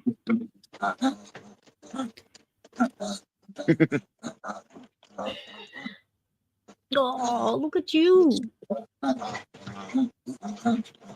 Yeah. So, question, do you have a cat that likes to come and do the cleanup with the rest of the bottle milk? Actually, I come in and have clean up the calves pigs? that the bottle milk starts from, and I still have to Okay. go milk my cat or my cow here in a little bit. So, like I said, you may be on a errand run with me tonight. Yeah, no worries. So yeah, so we got to go up. They were just asking me like, "Have you already milked this evening?" And I'm like, "No, I haven't." They're like, "Do you mind closing down the gate?" Sure. So, do you work there or is this your place? I'm a live-in ranch hand. I kind of live here, and it's my job. Yep, cool. But I just started doing this year, so I am definitely still wet behind the ears, if you will. Oh, wow. You're learning how 24/7 it actually is. Oh, definitely, and I'm the only live-in ranch hand, so anytime anything goes off out here, I am one of the first ones You're on scene. Yeah. Yeah, my niece married a farmer, and yeah, they do lambs, baby lambs. So it's like I have 3 of those that were just born. Yep. I Once had a it's goat lambing- that showed up today. once the babies all rock up, then because they go around the paddock, they pick up who's being left behind and then bring them back to their house, and then what we all do as a family to support them at this time is we go around to op shops and stuff like that, and we buy old little jumpers and stuff that are for dogs, and we take them to my niece's place, and she puts them all on the little lammies, and Nice. and then as they get bigger, the fur, their hair, fur, wool just grows through it, and then I get Well, when I was little, it was kind of funny because grandparents and whatnot would give us a cute little piglet like this, let us raise it all the way up until they were fat and happy. And then the whole deal with our piglets were we would bring them back. We would switch out this fat pig for another piglet.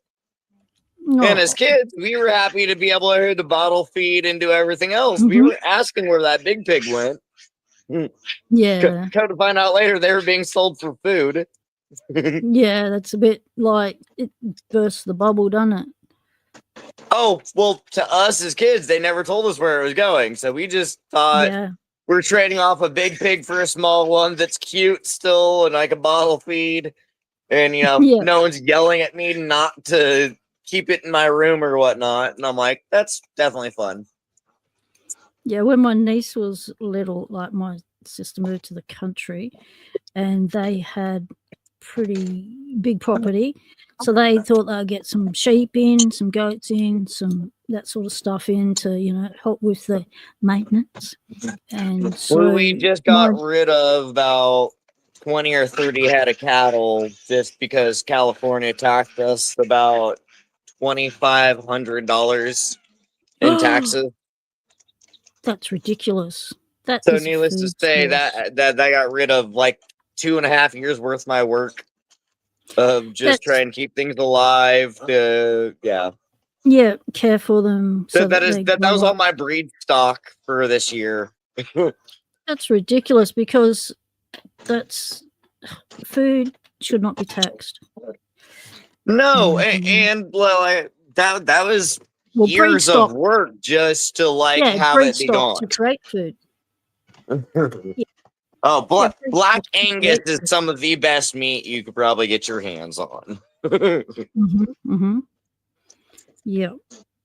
Yeah, that's why all these little bacon seeds I know are literally just going to go to somebody else. But as long as they're taken care of or they fill somebody's belly, that's all that really matters.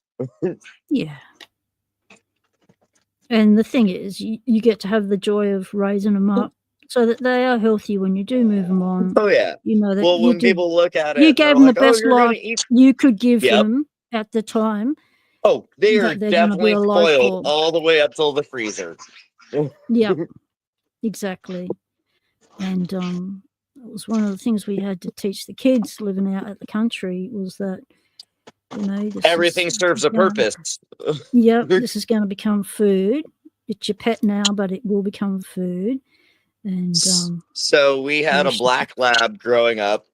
And we had butchered one of our solid black pigs like this later on in life. Well, that was about the same time that we had told my sister that everything serves a purpose. If it doesn't, serve a purpose, it's probably meat. Well, we took her out and we had this black pig hung up from its rear. She thought it was our black lab. She started losing her mind. Trauma, no. Yes, we did tell you that everything serves a purpose, but we don't eat our dog. Well, we had a rule in my family, and everyone had to abide by it, all the animals, all the humans, and the rule was we don't eat family members. So I had introduced one of my good friends to one of my cows out at the ranch one time, and then we invited him out for this big cookout and my cow wasn't there. And he was wondering, what's up? And I'm like, do you realize that I invited like 50 plus people here? The reason that cow isn't here is the reason that everyone else is. Yeah. He goes, no way. I said, yeah, that burger on your plate was my cow. And that's just it. People have such a disconnect between their food he went full ballistic, required his wife to go get KFC chicken. He goes, I met that cow. I pet that cow. How could you do that? I said that was a live chicken doing the same thing the cow was, being bred for food. So what's the difference between a cow and a chicken? You still he didn't pet the chicken. So. The fact that he never pet that chicken. It's the same, and that's just it. He These went days, over and people have pet the such cow a and befriended it, and I like, don't do that. Don't make friends with it. yeah. Don't name it. Don't make friends with it. If you name it, it's Or family. name it things like steak, or Yep. most of my pigs. I had a Bacon. Crisp P Bacon was his name. Yep. Yep. And it's like, if you, people have such a disconnect from where their food comes from to what's on their And how plate it gets there. Like, I know and all the how it gets there. GMOs and the things that Yeah. go into my piggies. I love Yeah. after I feed them. It just turns into a giant push pile. Yeah. So what are they pushing for? To clean up each other or to get the best posse? Just trying. Essentially, they push each other around to A, figure out who can do what in here, and B, they're just trying to warm up against each other. So they'll push each Yep. other around, and then they'll all probably end up here or under the light over there, and then go back to sleep. So what's with the throwback in there? Throwback. What's another name for throwback? The odd one out, the one that doesn't look like all the others. Oh, we call that a little guy throwback, right there. like its genes are from way back. It essentially was the runt of my litter, and I don't know, toner issue. The mom only had that one that looked like that. So yeah, it's like when you have a ginger cat. It's a throwback gene. That's a recessive gene that will come out. There was a genetic anomaly somewhere in there. Yeah, that's why we call them throwbacks. Aren't they gorgeous? Are you enjoying the piggies, people? Not every day you get to see Bubby. So there's 13 of these little guys up in here, and that's Mom. Ah. So she's in what's called a farrowing crate, so the big babies can get in from the bottom.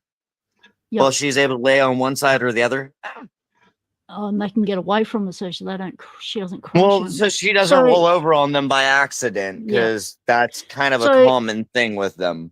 So are you supplementing the So what happened was this one's mom passed away during birth. So I got opted to become the new mom. Yeah. Because I don't know if you know the term prolapse, but she prolapsed during birth. Yep. That's unfortunate. It's not a whole lot you can do about that. No, actually, after I pushed it all back in the first time, I'm like, oh, this isn't going to be great. Yeah, if it doesn't stay in the first time, it's like, ooh, unless you can sew it back up, more to come out, you can't not stitch something her up. I was willing to do. Yeah. Yeah. Well, it's a skill that's learned. It's not something you want to do on your own first time. Exactly. That's why my aunt was the one that was like, all right, well, we're going to walk you through how to do this. Push it all back in. And I'm like, okay. I love that my first instinct is, can I wash my hands so I'm not pushing dirt and everything back in? And she goes, nope, just do what you got to do. And I'm like, but infection, there's reasons bacteria are a thing. Yes. Oh, Zoe the cat, bacon on the run. Yes, let's see if I could actually show you the geese. Because the geese like to sit underneath the security lamp right here. Nice. So your geese are your security? No, my peacocks are my security. My geese are yes. These little guys over that silhouette. I have a bunch of little quite a few of them over here. Cool. But they just had goslings, so they love to be mean right now too. So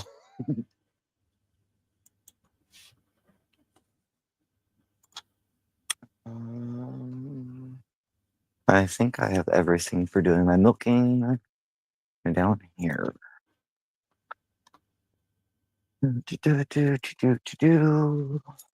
Lurkers in the dark. Exactly, GK Man. Check this out, GK Man.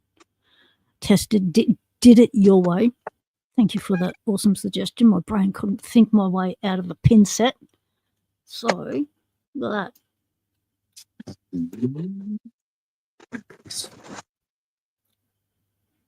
Smooth as, so no high things. So let's just, fingers crossed, we haven't got anything low. We will find that out. So we know that the key pins are not high. So if something doesn't work, then we know. If we're clicky, then we know that, if we're clicky, then we know that the driver pins are hitting lower than they should and that I've undercut something.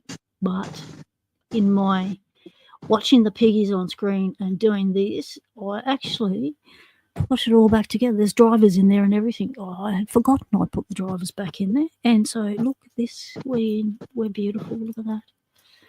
Still a slight on the left, but we don't care about that. We are smooth as on the right. We're going around and there's no binding. That's all I'm caring about at the moment.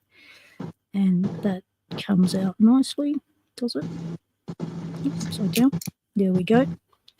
And that's actually.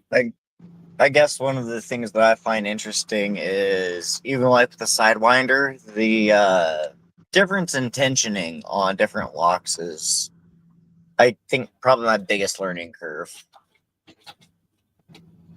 Yep. Because that 1100 requires different tensioning than my practice lock or a Brinks or Master or. Yep. And I find the 1100s prefer top of the keyway, whereas those practice locks might You just can prefer go top bottom of or the keyway. bottom. Yeah. So no, if you tension at the top of your keyway for 1100, I might have to try that. Yeah, it's easier because then you get to pick from the bottom. You don't have to try and, pick off that ledge that you keep sliding off. Yep. And the warding of that keyway is not exactly the widest to play with. Yeah. But the thing to keep in mind is at the start, you want a really well-fitting tensioner. Because I'm doing top hoping of the that's keyway, also kind of what came in my new set, because everything being 20, 40, and I think 35 thousandths, there are certain keyways that just have a little bit of wiggle room that I'm not exactly used to yet. But the disadvantage of having that fractional wiggle room on top of the keyway, especially in the American 1100s, I found that the amount of times my tensioner went fitting. Oh yeah, slipped out of where it was supposed to be. Yeah. Each time it did that, the top of the keyway became slightly more damaged, to the point where when I picked it 100 times, that top of the keyway was blown out considerably. Yep, and, I have one of my bottom of the keyways in one of my brass bodies that essentially did the same thing. I used such heavy tension while picking it the first couple times that literally I bent the keyway.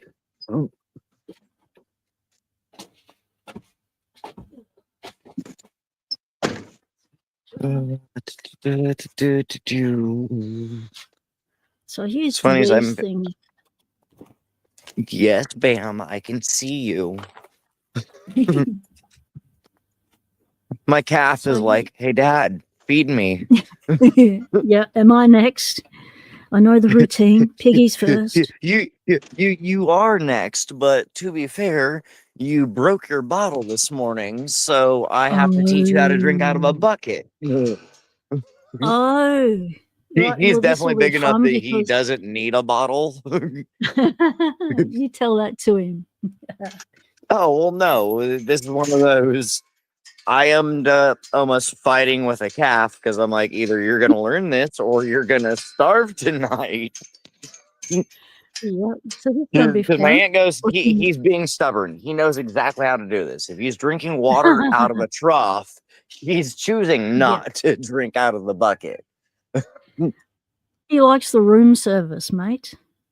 Oh yeah, I First mean, if I room had service. somebody bottle serving me every morning, I wouldn't want to have to learn how to drink out of a bucket myself either.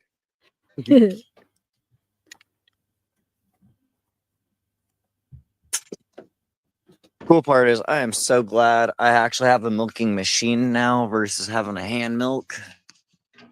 Yeah, that would make a difference. I remember having to hand milk as a kid, and it was like, oh, Well, one, it was all physically fun and games weird. when I had one milk cow to do, and then number 2 and number 3 showed up, and I'm like, you know what? We need to find the lid to this milking machine because ain't no way in hell I'm gonna be able to satisfy everybody. That's right. Yeah. Because even when I was doing it by hand, I was just relieving enough pressure off of the bag to keep her from yelling at me. Exactly. Go on, So, Marsha. Marsha. trying to make a label. We don't want that to go that way. We want that to go in that way.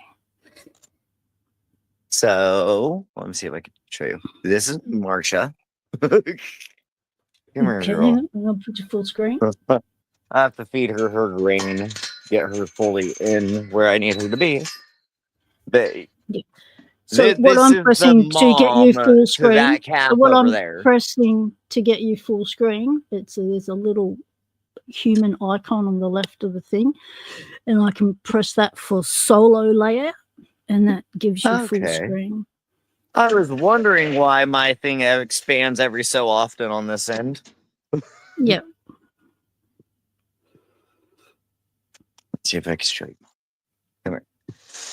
There's mom. Head down, thumb Okay. up. Oh, yeah, Full I gotta time. walk her into her stanchion. But yes, her head's down here now. So what other kind of animals you got on the ranch? I have goats, I have sheep, I have cows, I have geese, Jodios, I have horses, peacock, I have horses. peacocks, I have a little bit of everything. Right, it's quite a mixture of a farm, isn't it? It's like doesn't have Well, your my standard. next thing, if I could get my 50 subscribers or whatever, I want to start breaking my quarter horses live. Yep. And it's either going to be a really good thing or a really bad thing. So you only need 50 subscribers to go live. You know that? Yeah, that's what I was thinking. I'm like, it's only 50 subs, but I think I'm sitting at 12, 13, somewhere in there. Oh, really? Let's fix that. All right, let's go to YouTube. Let's go to YouTube. YouTube. Okay, let's go to spoilers.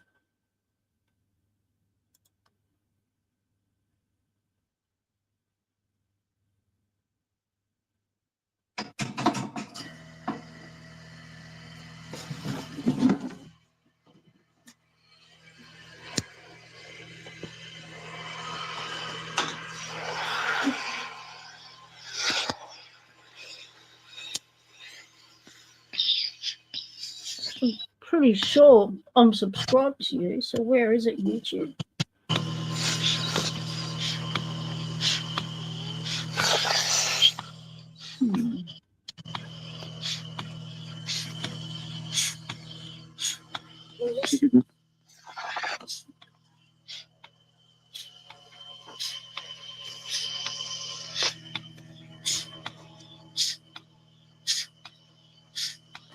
It's got a good beat.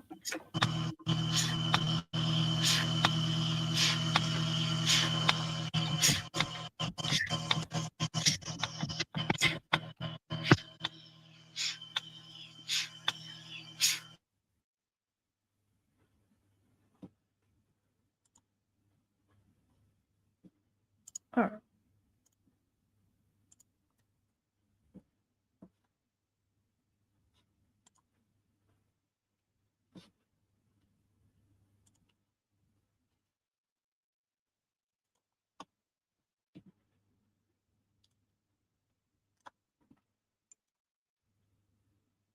Copy. In. Okay. Delbert's frozen. Okay, we're back in over here. All right. We'll move you. Add that one to the stage. Okay, so you've okay,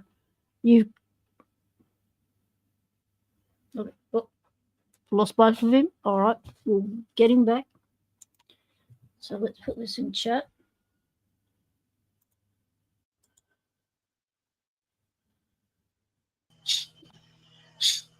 Got you back? Yep. I don't know why. My phone really doesn't like when I hit my back button to do anything. Oh, that's good to know. So I won't do it when I'm out live.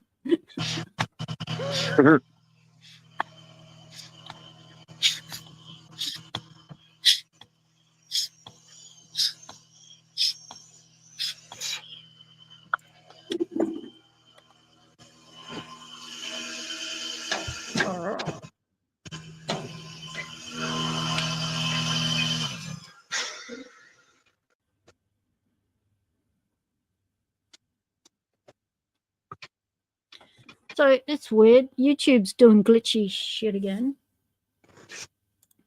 Sounds about right. So when I went in to get your... back in the mid-90s, we had everything done with, MySpace, but no, we had to go and get all wanty. Yeah. Facebook took over. Yeah.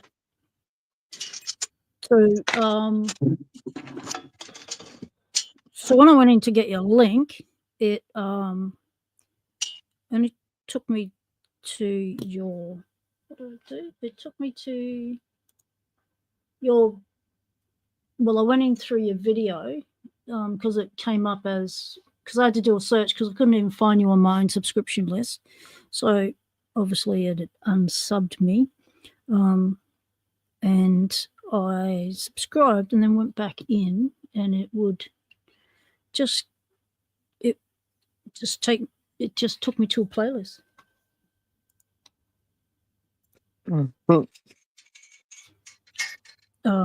And I know you did the video for Greyhound, so why isn't it showing me that video?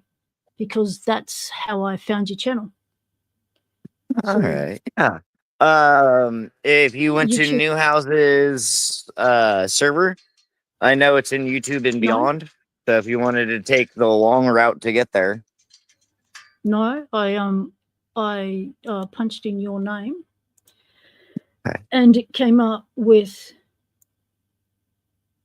Oh, okay. All right. So I went to the one where you did the video for Greyhounds 200. Yeah. So I clicked on that, Delbert, because there's a couple in there. So I clicked on that, and then now it's giving me videos. So that's the link you've got in the chat, is videos. But, yes. But when I went in again, it wouldn't show me any videos or the shorts. All it would give me was a playlist. And now I can see. Yeah, that's definitely weird for sure. Yeah, so you've actually got 11 videos and 21 subscribers now. Hey, that's awesome. Nice. Chat. I was like, I didn't know that I was up to 21. I knew I was like at 13 or 14 the other day. So, chat. So to make a YouTube subscription stick, remember you have to watch a video for a minimum of 3 minutes, subscribe, make a comment, and tick that notification bell. Otherwise, YouTube thinks you're a bot and it'll unsub you. Well, thank you, chat, if you go ahead and do that for me, because, yeah, I would like to be able to go live at some point. Yep. All right. So what we'll do is each live and on... it depends on what's happening Thursday. Thursday's a manic day. Mr. G Keyman can drop your link in the chat for Lady Locks when she's on Thursday to get people to help you get to the live stream goal. That Right, would be so this is awesome. Locksport. Like, I really do appreciate the lock picking community. They take care of us. Yeah, Locksport's great.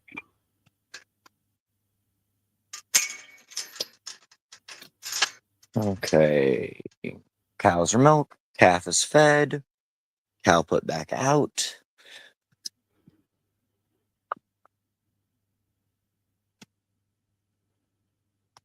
I have more milk to feed my piggies.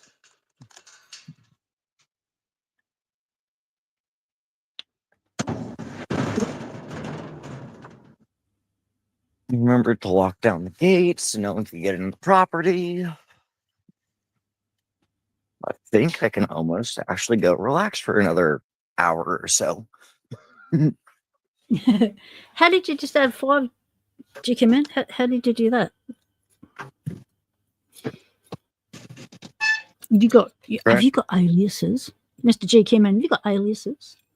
Are you doing an over? All right, I'm happy with that. That is a lock with a key that I can now send out going, okay, this is the best we're going to get that key, and it's a functional key. Because it's So good. there's the thing that I'm wanting to find out, because we have enough people in Locksport that make keys. My grandpa has an old Honda, like, pocket bike, I guess you could call them. But they require a key to open up, like, the gas cap and everything else.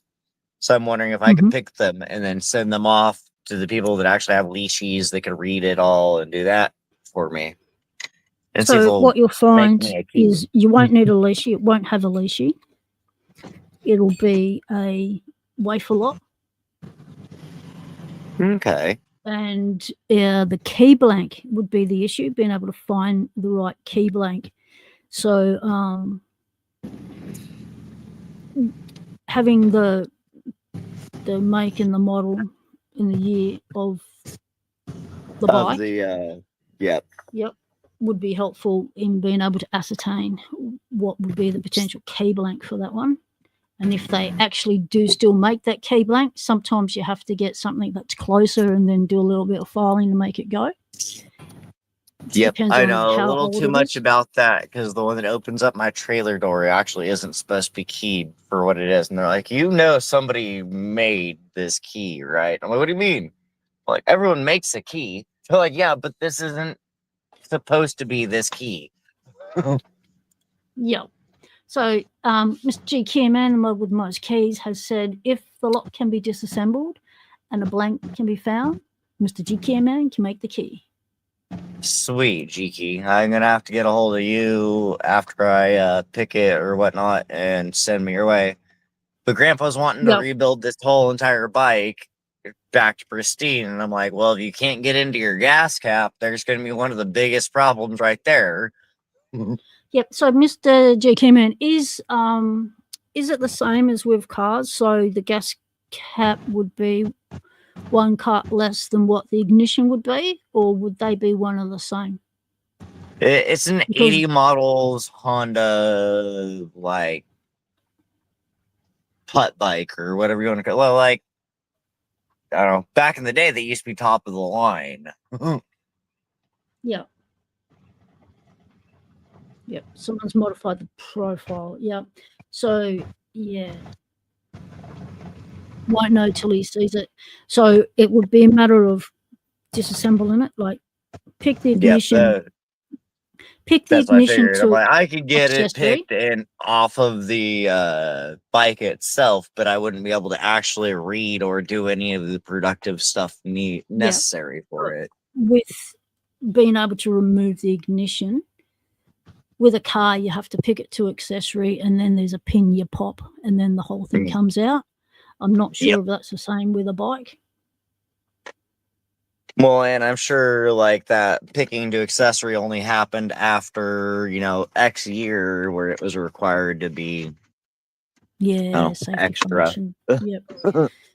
Yeah, I think it came in as a safety function. Because I'm like, back in the 80s, I don't think anyone was really giving a shit that you were going to throw, a screwdriver in there and make the damn bike work.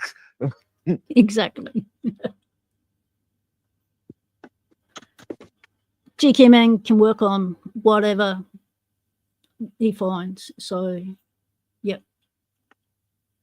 If you can get the lock to GK Man, Yep. I could definitely get a and hold of him in chat or yep. elsewhere, And if he doesn't have a key blank for it, then we just put a call out to the community. We touch base. exactly. With everyone, Well, it's kind of like base sending with out a lockies they challenge know. lock at that point. Yeah, Mr. GK Man says on those sort of things you could probably remove the whole lock, which would be ideal. All right, let's put this. Well, that or if I had to repin or whatever, that's an option. Yeah. Like, essentially all he wants is to be able to put it back into working condition. And I'm like, that's fine. Yeah, I'm sure it's worth a pretty penny if it was still all one piece.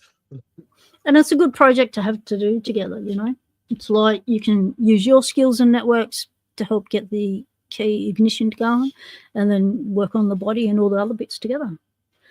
It's a good thing to do. What I found kind of funny or what have you, apparently my grandpa, when he was back in high school, lock picking was a class that was offered or like one of the extracurricular clubs.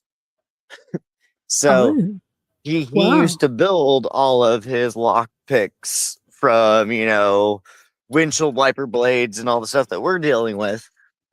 Well, I showed him my Genesis set one day and he goes, what? I'm like, yeah, I could do this and this and this and this and this. He goes, I used to have to build my stuff and you just have it all willy-nilly like this. And I'm like, wait, you used to build things? He goes, yeah. So he can show you some pointers. Exactly. And I'm like, this is the same man that grew up out of the need of necessity to find things. So he looked at me and goes, you know you could turn yourself into an antenna for a ham radio, right? And I went, what? He goes, if you take copper wire and wrap it around your body and then take your ham radio and start walking off with it, you are the antenna. Yep. And I went, he goes, just don't do it during a storm. You will die. Yeah, same as you can become a tele antenna as well. As kids, one of us used to have to sit next to the TV holding on to the antenna. So we got a picture. Oh, at least I wasn't the only one that used to have to go stand next to the TV and get it all back to normal. Yeah, back in the days of, back in the day, yes. The good old days when you could actually, take a risk and survive it. Back when you were able to lay hands on your children without having to have a horrible repercussion for it. Yeah. Taught them a lesson faster than them having to break their arm or something. Yeah. Hello, little one. Where? Hello. Say hello. Oh. Hey, little dude. So how long does it take before they're weaned? How old are they when they're weaned? I want to say 6 weeks. Oh, not long. Like soon enough, these little bacon seeds are going to be bigger than I want to deal with. Like I remember one of my first bottle babies as a kid becoming like 300 pounds and collapsing out my ottoman. And that's when I decided he had to go outside. Mom goes, I think he's getting too big. I'm like, no, he's just fine. And then he broke my chair and I'm like, you might be a little too big. Yeah, my niece had a sheep that used to follow around the house and stuff and would stand beside her when she did her homework on the computer and stuff. And then it got to the stage where my sister went, I think it's getting a bit big now. It needs to go outside. My niece is like, oh, no, that's all right. You know, it's not too big. So, of course, my sister let it go for a lot longer than she should have done. And because the poos don't get smaller, and This then my one sister's gone, right whoa, here. outside. This one with a little white spot on its back is the runt of this whole litter. Hi, Mom. Oh, oh, Oh. So they thought about going in with Mum then, and then went, "Oh, should I?" Oh, should no. I? What it is, Mom's like, feed me since you're out here. Mhm. Oh yeah, And the Mum wants babies a are like, snack I now. was sleeping. Well, they've got full bellies. They should be happy little piggies. Oh, yeah. Well, and this is like the whole learning curve that I had to do. Putting a heat lamp over there, they disassociate Mom's heat so they aren't getting laid on. And they go lay underneath the heat lamp once they got full bellies, and they don't know the difference between laying up against Mom and laying under the lamp. I think it's safer to lay under the lamp than Yeah, Mum. You exactly. could You don't get have to worry about twitching. Mom rolling over on you by accident.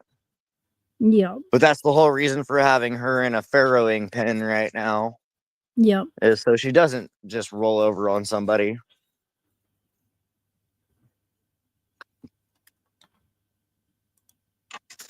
I might go grab my flashlight and show you the rest of the things on the ranch. Yeah, I have sheep over here and goats, Cool. and they just had babies. I had a new goat born this morning. Ah, bubby goat. Oh, yeah, babies. I'm so happy when it's little girls that are born on the ranch versus little boys, though. It means less work for me. Okay. Because little boys, I have to go castrate and do other things that little girls don't require. Ah, yep. Because with sheep, I take their tails off anyways. But if you have extra nurdles, then they got to go too. Yeah, exactly. GQ man, kids with a TV remote. Yep, and the antenna back then. Yeah. Right. I was like, yeah, definitely the remote. What? We used to stand next to the TV, and Dad's whole word was click, click, click.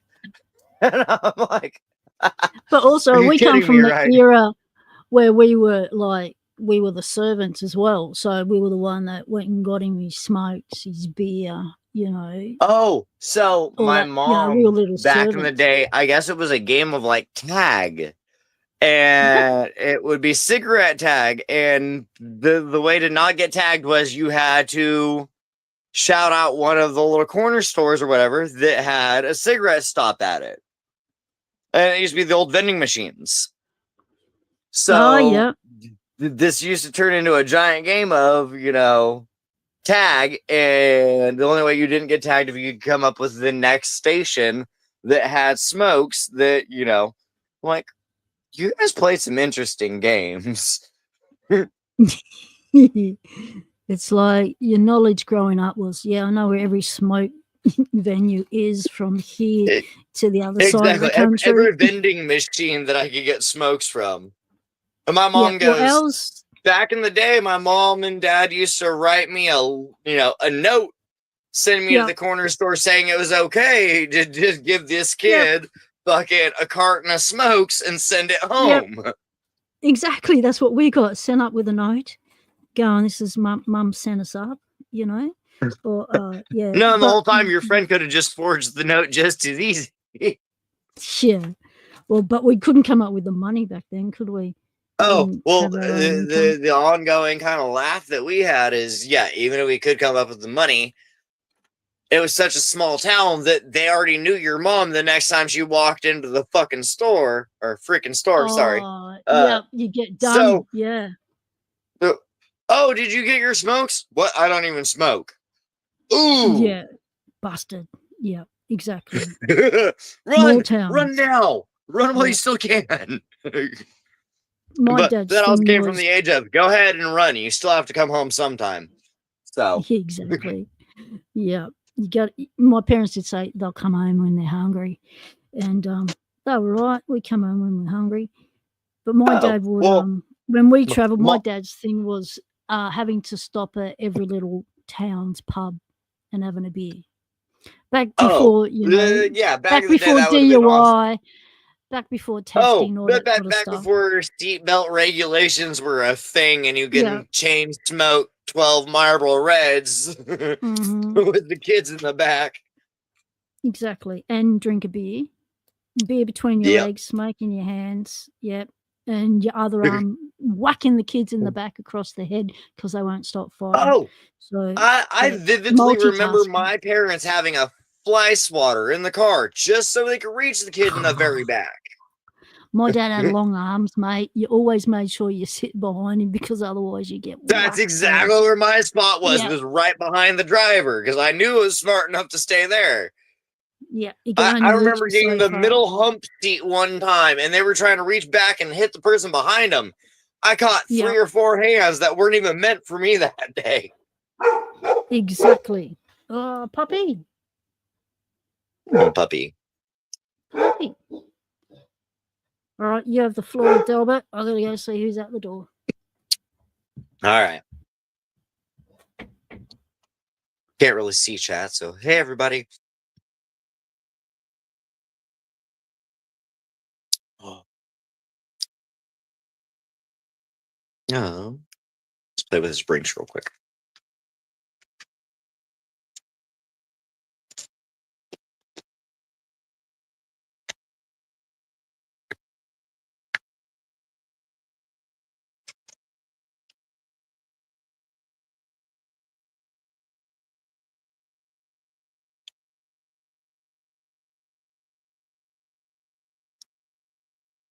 Okay, apparently it's not 40,000. 30,000. False alarm. Take a false alarm over a false set any day, though. Until you get used to them and they're a lot of fun and you think, oh, just give me a lock with a false set. Then I know I'm close. Right. Because the false set means you've got one. You got one thing go. holding it up. Exactly. Yeah, it's a spool and you just got to find that one. Sometimes if you've got a lot full of spools, that doesn't help, but it's a spool. And you just keep going. I think that's what the other thing I was trying to tell you earlier is like with sparrows, I could put all of my security pins and stuff in it, no problem. But it does not have the same feeling or pressure tension as the 1100 does. There is no way. Yep. And that's the problem with those Sparrow practice locks that people have said. It's not the same feel as an actual lock. So, well, and my whole thing is I'm trying to figure out how to make it like one of the other locks. I'm like, harder springs, harder, yep. Like, I want more feedback of what I can actually feel in it than what they're giving me. Yep. So what? And all I figure lock is it's got to be, yeah. I figure it's got to be a stiffer spring or something because it just feels too loosey goosey. It's hard to say. What Knox Locks did is he turned his 5 Sparrow thingos into challenge locks. So it was a series of challenge locks he made. I think Sparrows was going to take it up, run with the idea as well. But yeah, the one that turned them Sparrows into challenge has locks.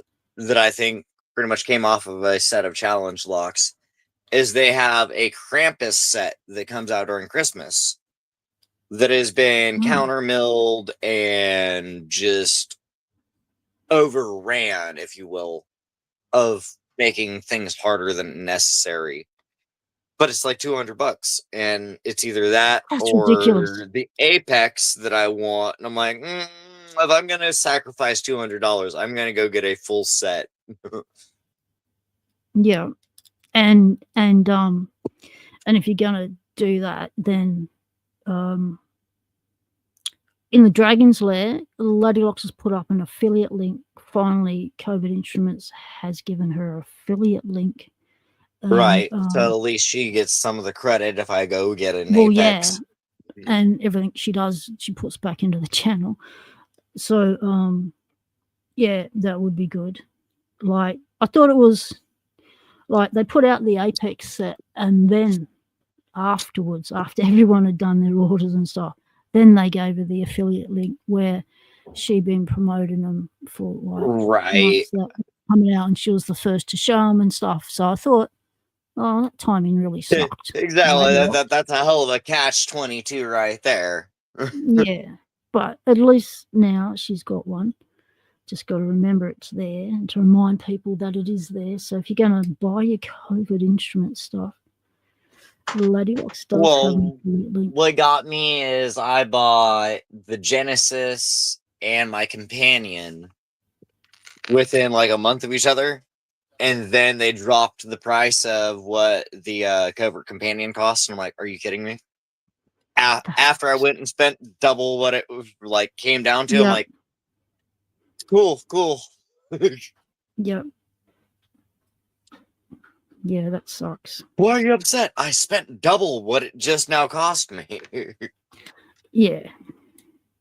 And that just that and COVID instruments, it leaves a bad taste in your mouth is all I could say. Well, they don't have sales all the time. You know, they only do it, well, I think it's twice a year or something. They'll have a sale. Their Black Friday sale, and then they have another big one that's worthwhile. But yeah. Maybe twice a year that they actually have one worthwhile.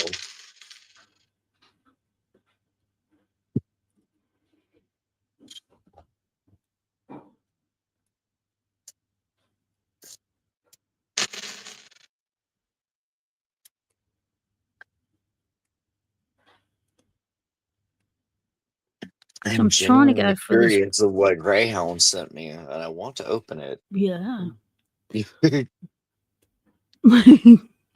Don't you want to do a package opening video? Redo my, Stop.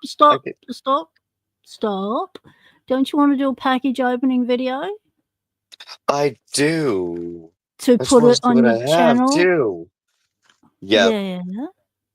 So, and you've got to black out the name so you don't dox anyone, yourself and the others. Yep, that's why I'm like, I have to take a Sharpie to it and make sure I don't leave any addresses or anything. So you got to be, that's the thing with getting parcels. You can't just, let's just turn the camera on, whack into it. It's like, I've got to be careful if I open something on a live that's just arrived the time the live's on. It's like, okay, I've got to do all this to the package before I can open it. Because, the first package I ever sent out, I doxed someone, and it was like, I shouldn't have wrote the address there because they didn't see it. I went, that was bad. So I learned my lesson. All right, live and learn. Yep, or duct tape the address. That's all. I've done this. I used to put a note on the front with the person's name and stuff. I don't do that anymore. I just tape it. And well, what I figured is it wasn't just the white side of it. I can put Greyhound's hashtag or whatever on the back, and then but the thing black is, out the front or whatever. Yeah, and I got caught out once when I didn't do both sides. I only did the face of the envelope. I didn't realize with international they stick the address on the back as well, and in a little envelope as well on the front, and I thought I'd covered all the address sections, and then during the opening I turned it over and boom, there was the address, and I was like, you're kidding me, what, they stick that on there? Didn't see that, it was like, oh no. So now just on a weird random note, I laugh that Caterpillar, like the tractor company, their keys are pretty much universal between other keys. They are. And so if you have an old model Caterpillar, I can literally take the keys that I have off of like a 60s model, go shove it in and still make it work. Yep. You'll find they're all master key. So they're all the same lock. It's the same as a lot of the filing cabinet keys and stuff. there'll be yeah. no filing cabinet keys and stuff. They'll be master keyed, so it's one key for like 1,100 different locks well, that the company puts it's out. like any of the wafer locks that I run into. It just seems like they're all pretty much keyed or have such low resistance that you can walk through them. Yeah, you can usually jiggle them open with the back of your tension wrench. Mm-hmm. I was in college, and it was funny because it was like the first week of school, and the teacher couldn't get into one of their little security cabinets. And I laughed, and I'm like, they're like, we're gonna have to call maintenance. I'm like, I can open that. He's like, what? I was like, before you get roll call done, I bet you I can have it open. He goes, I'll take that bet. I was like, all right, just don't yell at me when I have this open. He goes, if you think you can do it and I don't have to call maintenance, go for it. Oh, within like 10 seconds, I had it open. He goes, no way. I'm like, I told you. There was nothing here that was keeping me out of it other than the time that it would take me to do it. Yeah. I went to this business once and they're showing me around and stuff, and I said, oh, yeah. I said, you got any issues with any of your locks? And they've gone, oh, yeah, we've got this filing cabinet. We haven't been able to open. We can't find the key. And it stayed locked for the last 5 years. And it was like, oh, mate, just give us a sec. I'll get that filing cabinet open for you. Oh, it's like out here on the ranch. One of the main entrances has a Master 175 on it, combo lock. They don't remember the combination to the damn thing. I'm like, I could take my decoder tool and get it off your fence for you. And they're like, what? I'm like, yeah. Yeah, exactly. And that's what a lot of my locksmithing outside the house is. It's just helping people out. I picked somebody's Chevy Silverado the other day. Cool. The person Liciate or freehand? Oh, I did it single pin. Nice. Took me a second, but I got it.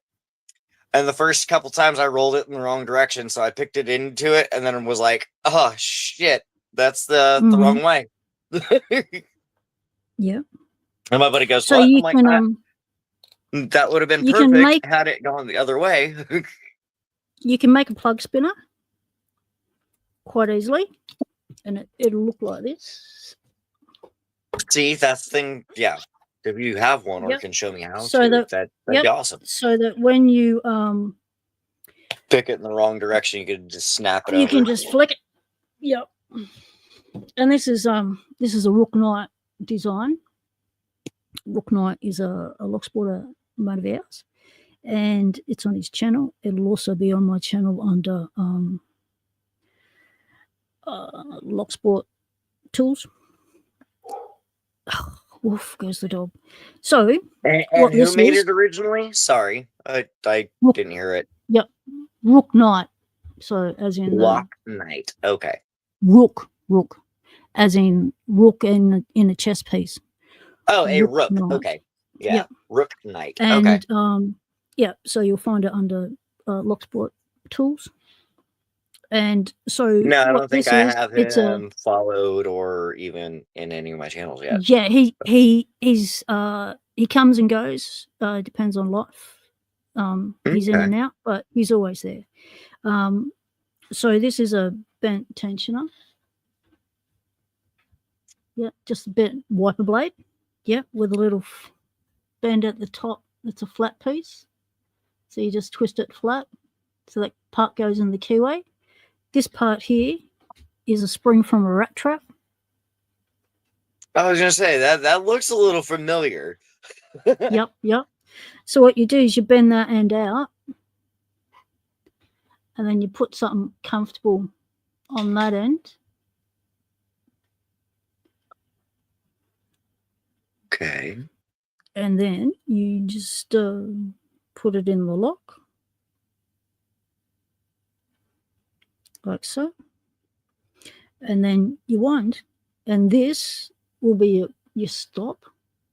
to create your Okay. spring pressure. So you spin that so it hooks. So So it you depends on wind which it way. all up. Yeah. So you Okay. just spin it so it binds, and then depends on which way you need it to go, and then you And then you just just let go and it snaps. let it go. Get your finger out the way because it's only small, Mhm. and it spins it. So I don't know why I thought you were gonna let go of the big end, and I'm like, why does that seem like I'm gonna shear my finger? well, yeah. If I was spinning this, I would have let go of the big end. No. Yep. I thought you were letting go of like the big end that sits here in your hand, and I Yeah, went, that is that the doesn't end seem we do let safe at go of. all. No, that is the end we do let go of, because that's the part that needs to spin around. So yeah, I was just not doing that because I didn't want to Yeah, hurt the no, kilo. okay, no, that makes sense now. But I So was like, yeah, ouch, done so wrong. it's That could like potentially still hurt you. yeah. So you hold that and you get ready and you let it go and yeah, it spins it. So Nice, yeah, so this is a really handy little nifty tool, and it fits in your yeah, pocket. and it's 3 pieces. Something I could actually know. throw in the Genesis set or a little pouch and take with you. Yeah, My thing is, if it fits in my pocket, I'll take it with me. But if it's too bulky, then there's a reason I can't carry it for every day. yeah. So that's a handy little piece of kit, and it's the sort of bit of kit that yeah, if it only works the once when you need it, it's a good bit of kit, So I always carry that in my takeout bag because you never know what you There's a come purpose, across. it isn't a stupid tool. Exactly, it's functional, so that goes in there along with me Why do you jigglers. have that? It's such a stupid tool. Because the one day I need it is the Yeah, day I'm not gonna have it in and my it's the kit. same as this one. Like people think, oh, it's a bit of can't hang a Right? wire with It's a bit of a bend garbage at the until end. somebody else needs it. But the thing is, this is the only tool that will get out a stuck cam out of a security door. Here, there's a slight hole you can go in at the side, and you use that to push, and then eventually you can pull It the lock knocks it out. out. But so yeah, so that's the only tool that will do that. So that's why we carry a bit of wire around, and then always carry Well, blanks. it's So like these are I want to start adding just a handful of bobby pins to my everyday carry because didn't realize good. how useful they really are. And this is a key. That's either a blank key Is or it a whatever. shim? That's no. It's had the top bit cut down. This is what we call a shoddy. So Huh. what this does, this enables us to once we've picked a lock and our tensioner, like we're up against a door or something frame, and we don't have Oh rotation yeah, well, with where our you're sitting tensioner, right up then we can against the just, wall, take, roll it over. Nice. get another tensioner, put it in top of the keyway, grab this, whack it in the bottom, and then we can just turn the key as normal. Finishing that, turn. Yeah. No, And the other I think thing, it's Rogue that does a lot of their picking, and sometimes, like European doors and whatnot, that like the frame is really close to where he needs to pick. yeah. And And the the other options really big either take thing, a bump key and just start knocking at it, or something small like that would be awesome. so this is a really handy piece of kit. This is just a little magnet. Little magnet, yeah. Yeah, on a concertina. What's the Little aerial magnet thing? rod or whatever, yeah. Yeah, Little yeah, telescopic rod. and telescopic. Yep, that's it. And that is really handy. The amount of times there's some locks I that didn't even think about if adding one of those to my kit, but now that yeah, I see so one, that yeah, if wouldn't be you're a horrible removing a lock thing. from like say for instance a gate, and it's like one of those childproof locks. If you drop a central piece of that down into the chamber, or you Oh, drop it's one of done. those screws down in the chamber, you can get that thing back out. The other thing this is good for is when you drop springs and stuff, you can, if they're metal, you can find them again. and finding screws and stuff like you'll put down, like if you pull a lock apart out in the field and it's, you've only got the ground to put stuff on and you think, where the hell did that screw go? Just grab that and go fish around in the dirt. Okay, there it is. Saves a lot of time and headache. I honestly wouldn't like to admit how many times I've taken my magnet for like magnet fishing, my neodymium magnet, and ran it over an area just to find the damn thing I dropped. Yep. What? It's got like a 300-pound pull. I think whatever I drop, I will find it. Totally. That spring doesn't stand a chance. Oh, the fun part is when I'm like, okay, now I need to get the spring off the magnet. I'm like, didn't think this all the way through. Yeah. Well, I straightened the spring trying to get it off the magnet. Yeah. I wanted to do magnet fishing. So the joys of having a ranch is there's a whole ass sheep out right now that shouldn't be. So you get to go round them up. Well, I gotta find out where it came from and why it's out. It's baying at me right now, and I'm like, I don't remember you being out right now. Come on. Nah. Yeah, I hear you. You kind of dead giveaway. Come on. And the thing is, you've got to have a good relationship with the animals because you want them to cooperate with you. You don't want them to see you and run away. G'day, Iggy Mac. Yeah, thanks, see? Mate. That guy shouldn't be out right now. 10 o'clock at night. That thing should not be out. There's always a night owl in the crowd that wants to party when the rest of them are asleep. Exactly. Well, and the joys of it being a bottle baby at one point is it'll just follow me. But you should not be out right now, girl. That makes rounding them up easy when the sheepdog's gone to bed. Oh, thank God this is one of the ones that, like, does this. There is, like, half a dozen of them that would not. I don't know why that my bottle baby decided to come out and say hi to everyone tonight. Yeah. Which is good because, we enjoy meeting all your farm animals. Free sheep.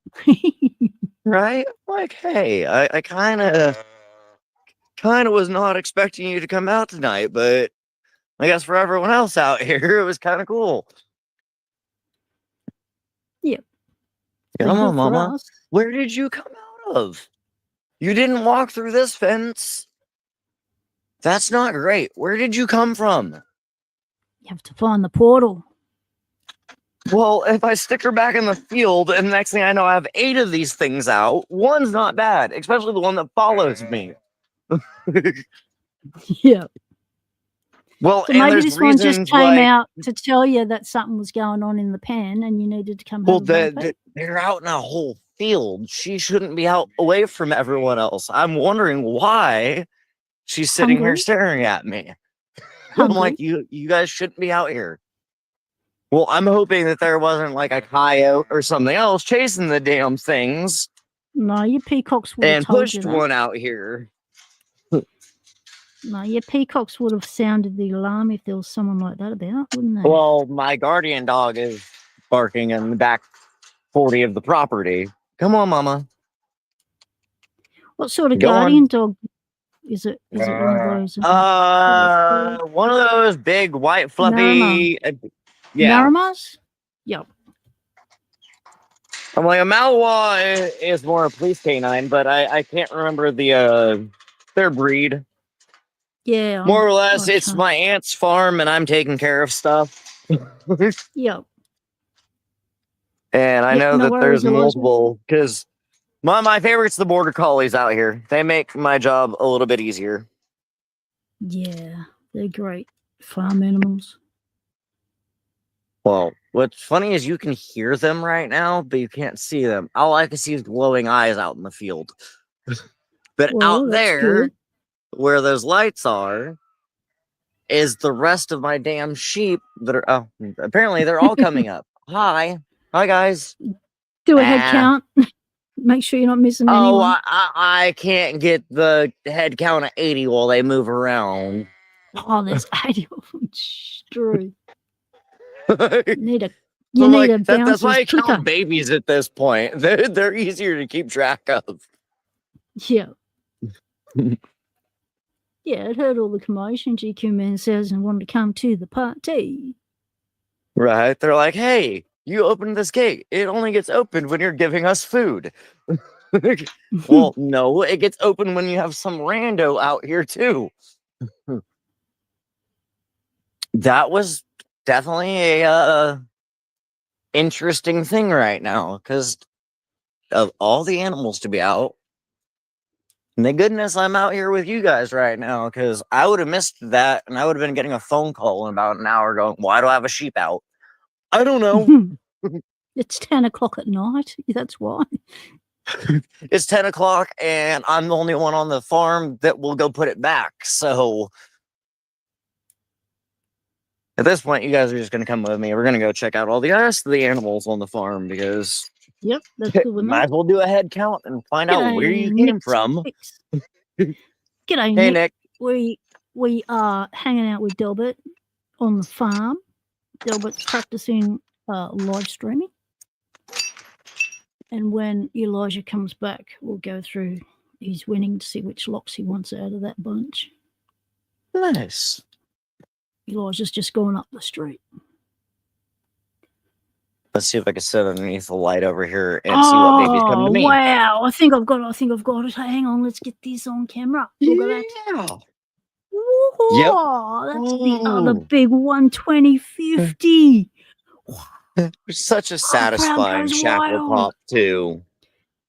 Oh, wow. I've been trying to pick that every live stream since I got it. Wow. That's the other biggie. Apparently there was a reason. Yep. It's the reason my sheep got out. It wanted to see you pick the lock, too. It wanted to give me good luck, incentive to get that open. Wow. So I have now picked both those two biggies. So And over there is cannot goats. pick this. Like goatiotes. My sister had goats. Yeah. Well, we got a lot in of the feral barn goats is here. all the babies right now, but I forgot to bring a light with me to show you. Baby goats. Baby goaty. Oh, baby goats, So baby sheep, babies. Baby all of it. Baby. So the 120/40, this one's cursed. Just letting everyone know. It's cursed. But yeah, it's still the cursed one. I've got the 120/50s. I had a baby I thought goat it was just me. born I thought I could never pick a Lockwood. I wouldn't mind owning a Lockwood. I don't have one of those yet. You can. I don't have a lot of locks yet either. Hey, yeah. There's a farm cat. Hey, farm cat. How you going, farm cat? See, everyone came out for milking. Well, I walked in to check on the new baby. And everyone else is just hanging out. It sounds like everyone else is waking up. It's like, you've disturbed the nursery. They shouldn't be awake. It's the fact that I'm running around checking everyone. They're like, hey, by the way, hey, food guy. Yeah, hey, food guy. Thanks, Nick. Oh, I'm so happy. I thought it was just me. I could never pick a Lockwood to save myself. 7 years it's taken me. It's truth. So that just goes to show if you've got one kind of a lock and you can't pick it, call it cursed and get it out of your lock lab and get another one or another version. Because this one just, it's brand new. It should be operational, but it's not. Didn't come with a key. I should have been able to pick it. What if I can give it a go now? Why not? I've got the confidence. I've got my tail up. See, all you needed was some farm animals. Yeah, the happy feelings of farm animals because it reduces stress. You release the heavy tension. Oh, I really believe that animal therapy is a thing. Oh, yeah. I've got therapy cat and an assistance dog. Well, I know for sure the amount of dopamine released from my brain by looking at all the baby animals has got to be healthy. Yeah, totally.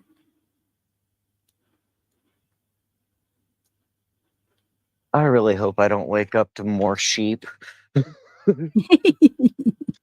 You know, they say how counting sheep's supposed to put you to sleep. I mean, counting sheep might wake me up. Yeah, because you'll be stressed. Hang on, I've miscounted. Where is it? Has it got out? What?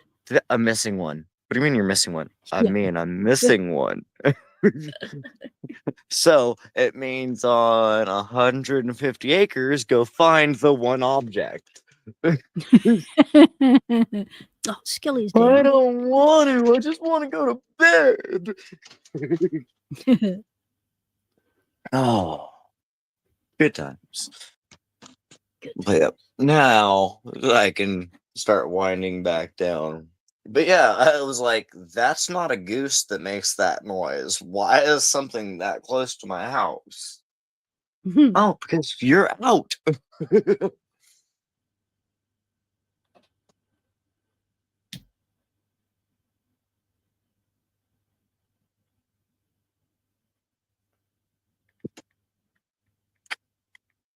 So I picked up a new knife the other day from Swiss Tech. Oh, nice. Fixed blade? Mm-hmm. Or is it a I folder? prefer Yep. fixed bladed versus a folder. Yep.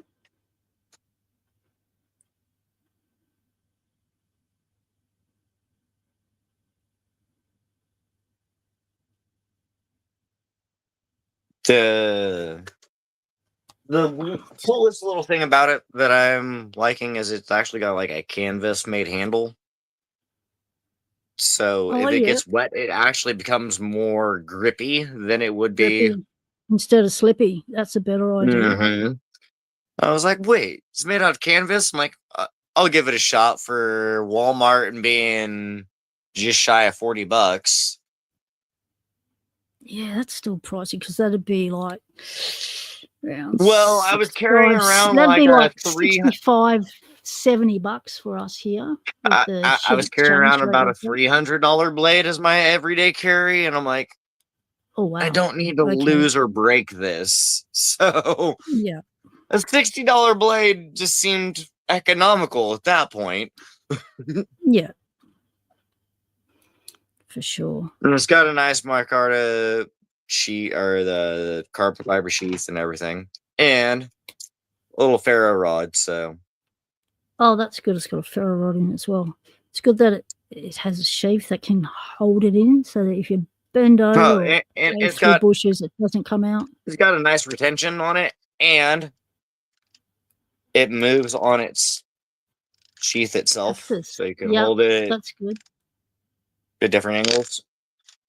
Yep, and also if it gets knocked, it'll just move. It won't Oh, grab well, hopping in and out hold of of the the branch. truck or whatnot, it just kind of folds to whatever angle I'm sitting at. And I'm like, oh, Yeah, cool. I that's don't have it comfortable. digging into my hip all the time. That's a clever design. Oh, yeah. Well, let me see if I can find my other one that I was carrying daily, and I can show you like the whole reasoning. So Of with why your this- phone orientation, Yep. so like I'm horizontal and you're now horizontal. Yep, Ah. I could lay you So horizontal. sometimes with some phones, it doesn't allow you to do that in the midstream. While midstream. Yeah. On my phone, it does not allow me to change my orientation once I start the stream on my phone. The Interesting. other thing it doesn't allow me to do is this is on StreamYard. It doesn't allow me to zoom in. However, See, if I go mine, I through, can't see chat, so you're the only one that really could see it. And if I do, it comes ah, up as a blip on my end for like a split second. yeah. So with doing it through YouTube's system, Mm-hmm. that's how I do my verticals. You can also go horizontal there. It does allow me to zoom in. So it's just different systems allow you to do different things. So just be aware of that. If you can do one thing on one thing and then you go to do it again on another thing, you think, hang on, why isn't this working? What have I pressed? What haven't I done in the settings? It's like, no, it's the system you're on. Oh yeah, that's why I was on with Broke Pick the other day, and like where ours you hit chat, you can literally see all of the chat going on, and like camera it flips it around and whatnot. Whereas I do it on here, it just completely cuts out my camera or mutes mic or So it's interesting, definitely learning a different platform. Yep.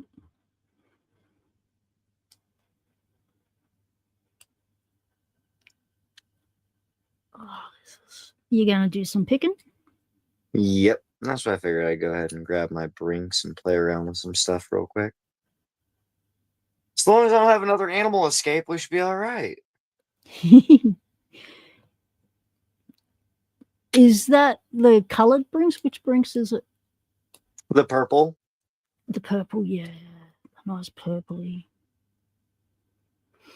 And it was funny because my wife's like, "What are you doing?" I'm like, "Looking for a new lock." She's like, "That purple one's cute." I'm like, "Grab."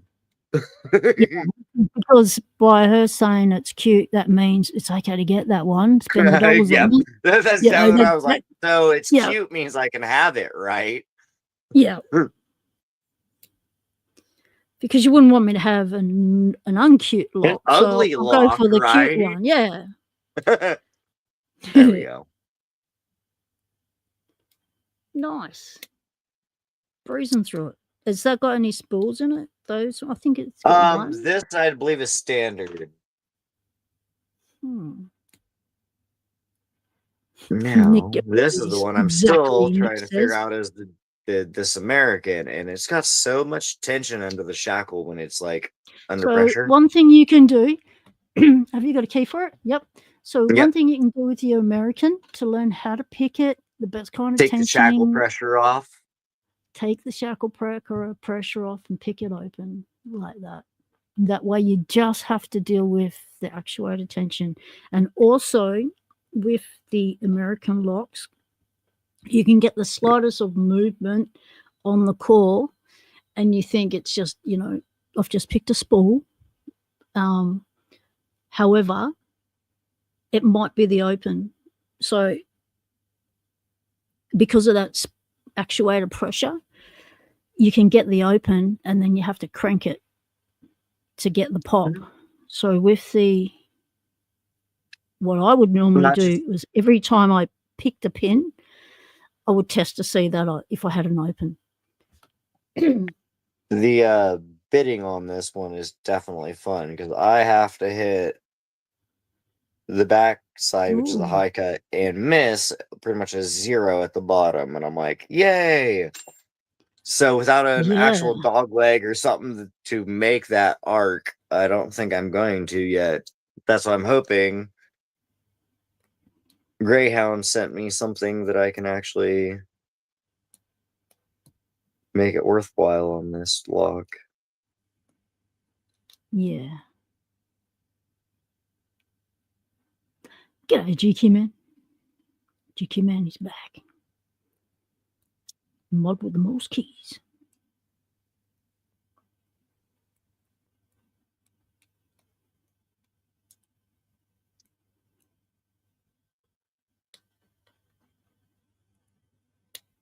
Boy. So I might actually try and get my Lockwood Big 120 on video. So I've got documentation that's findable for myself to say, yeah, I've ticked that mongrel off my list. Right. Because that's what it's been for me, a mongrel. It's like it has dogged me this whole time. I probably had that lock for 4 years. I got it from 4 years and you finally got it to pop? No, I'm working on it now. I got the bigger versions of it to pop. This one's the curse version. Ah. The 40mm is the curse version. The So, 40 and I've millimeter got is the this. one that's been in a naughty bucket. Yeah. This one is well, it hasn't been on a naughty bucket actually. It's been on the naughty bench, standing right in front of me, staring at me every time I come in here. So I can remember it's still off. That's pretty much like the American 1100 that rides around my pocket right now. It's just a constant reminder until I get it to actually go that I'm like, there's still a lock out there you haven't done yet. Yep, exactly. Because at this point, I keep asking everyone I know, I'm like, you got a lock that you don't have a key to, or you just want to give up?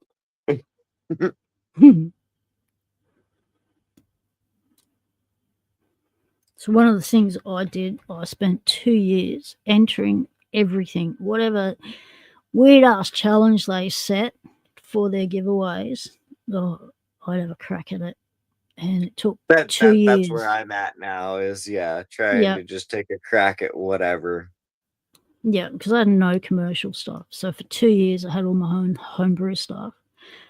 After 2 years, Daz Evers made me a custom pick, so that was awesome. So I was able to change to them, and then I won Lockmania's Christmas special one year, and it was a bunch of locks. And then I got those. I still got the Ruco still staring at me. That's got to get on camera yet.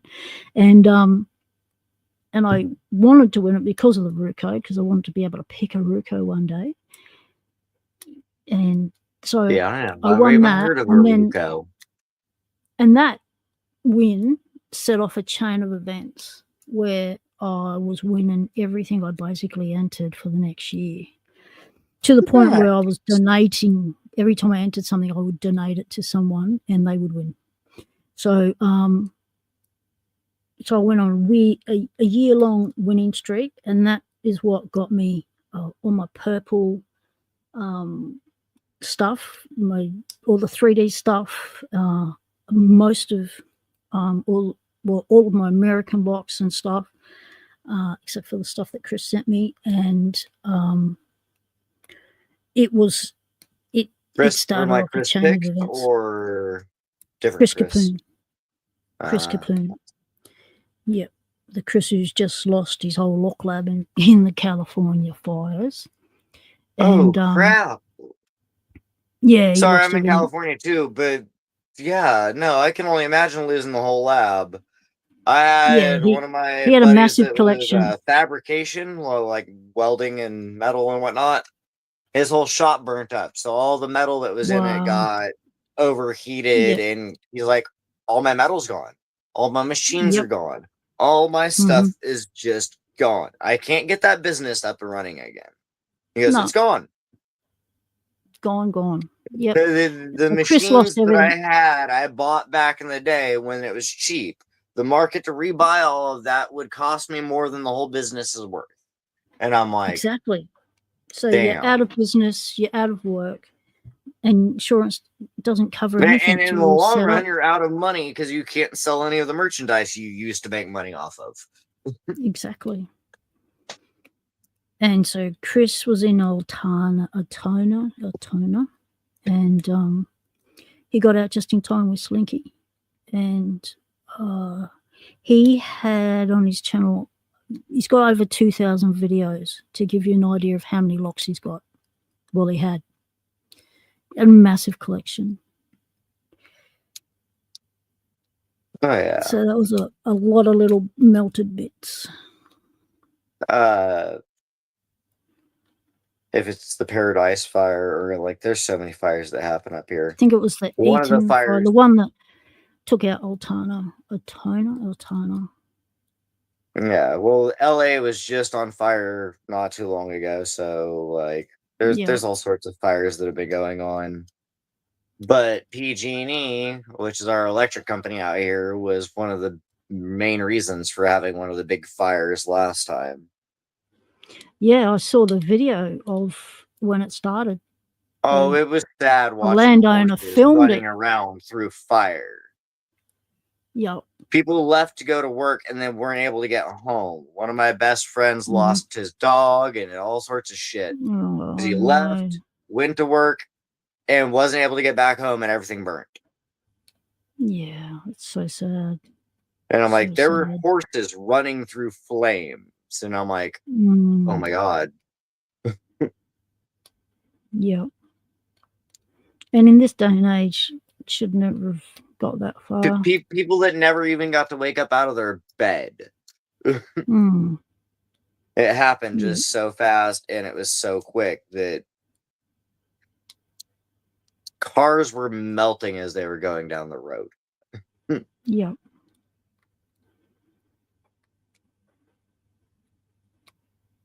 We had a similar thing here. It was called Ash Wednesday.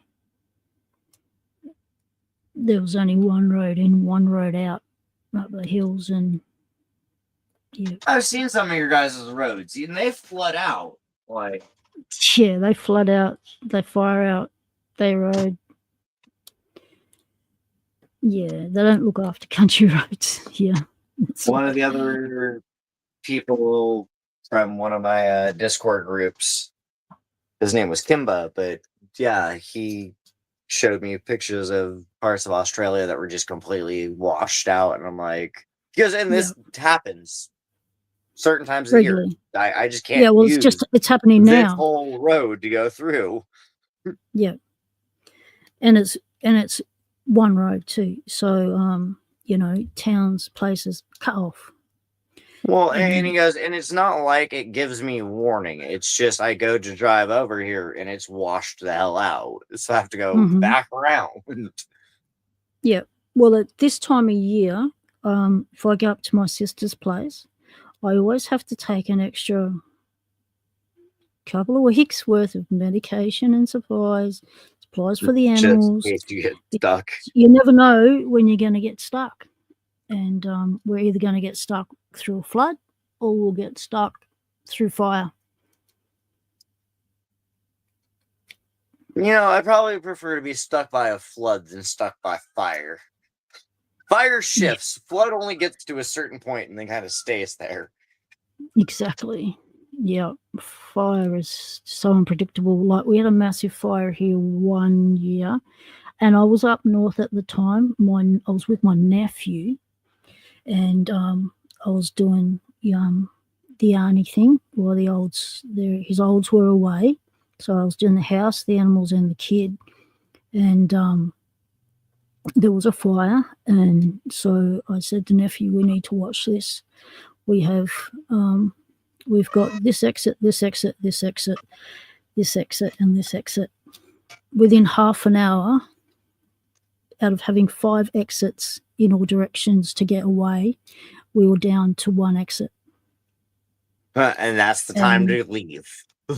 Yeah. What? And that's the way out. We're going. Yeah. So, and because I was saying to him, you know this place better than me. What do you reckon? We've got 2 exits at the moment. Should we leave? He's going, no. It's because he's also part of the fire service himself. We start him young here, so he must have been 16 at the time. So he was doing in my favorite ship.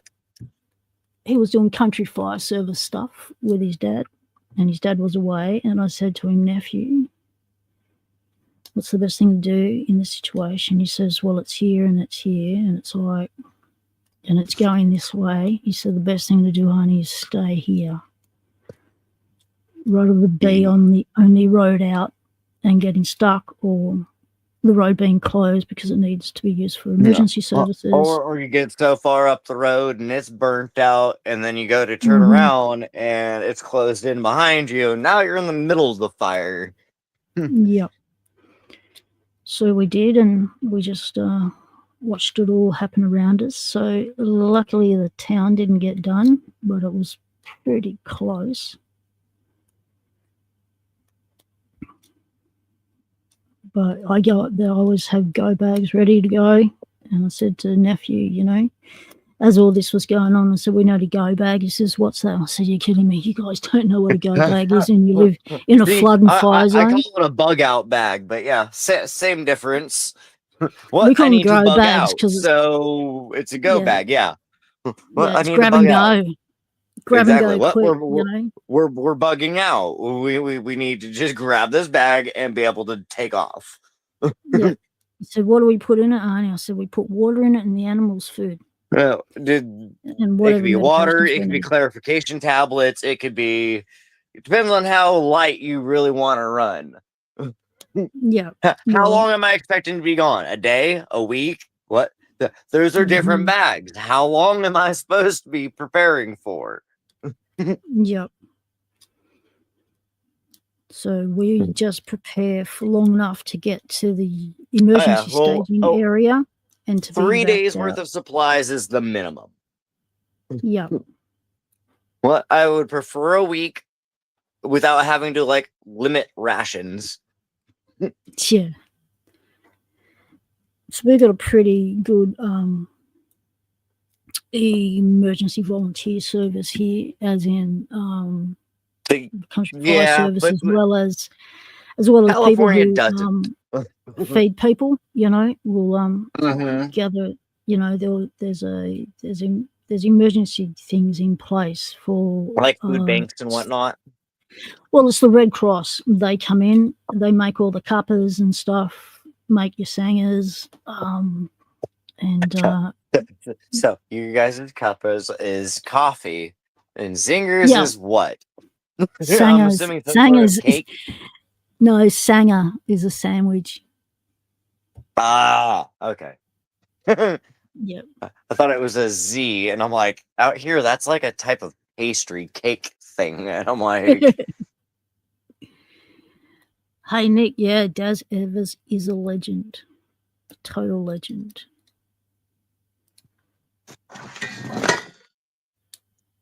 Legend. Wait for it. Dairy.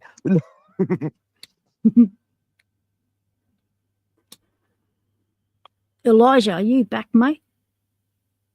We can go through those locks. This is definitely a curse lock. Okay, cool. I could take you guys with me. Yep.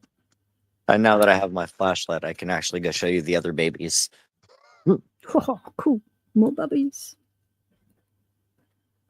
Well, my peacocks were losing their mind, and it doesn't hurt for me to be outside right now, because if I come across another sheep that shouldn't be out, that could be why they're losing out there their in mind. a t-shirt, so it seems like a nice night out.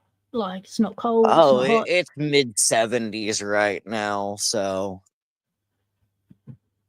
I forget So we do things in Fahrenheit, so about, I don't know what that is out there. Degrees. Yep.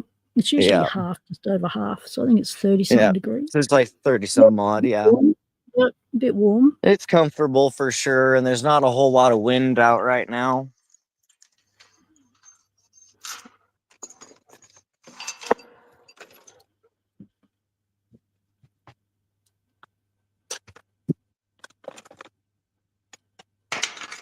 Miss Daz, yeah. Hope he's doing well.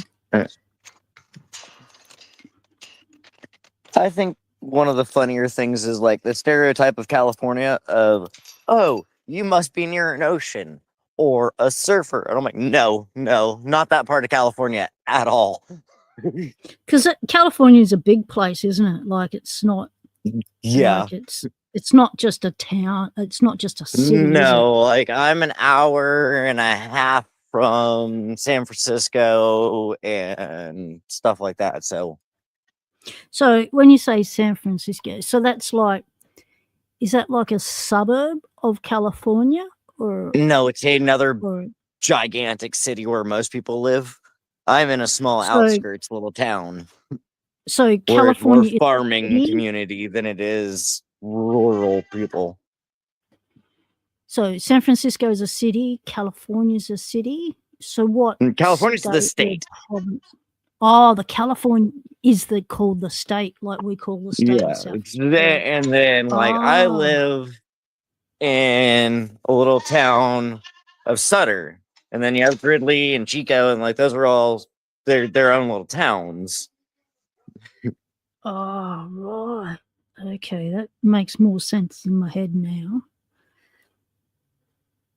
Because David Romano, like picking meow, Babies. was showing us showed us the mountains and stuff, like the ridge line and all that on his last explore, and that was pretty cool.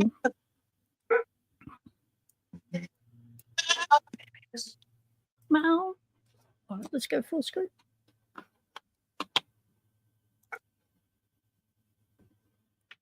Oh. Meow. Bah. It's a wolf. Bad.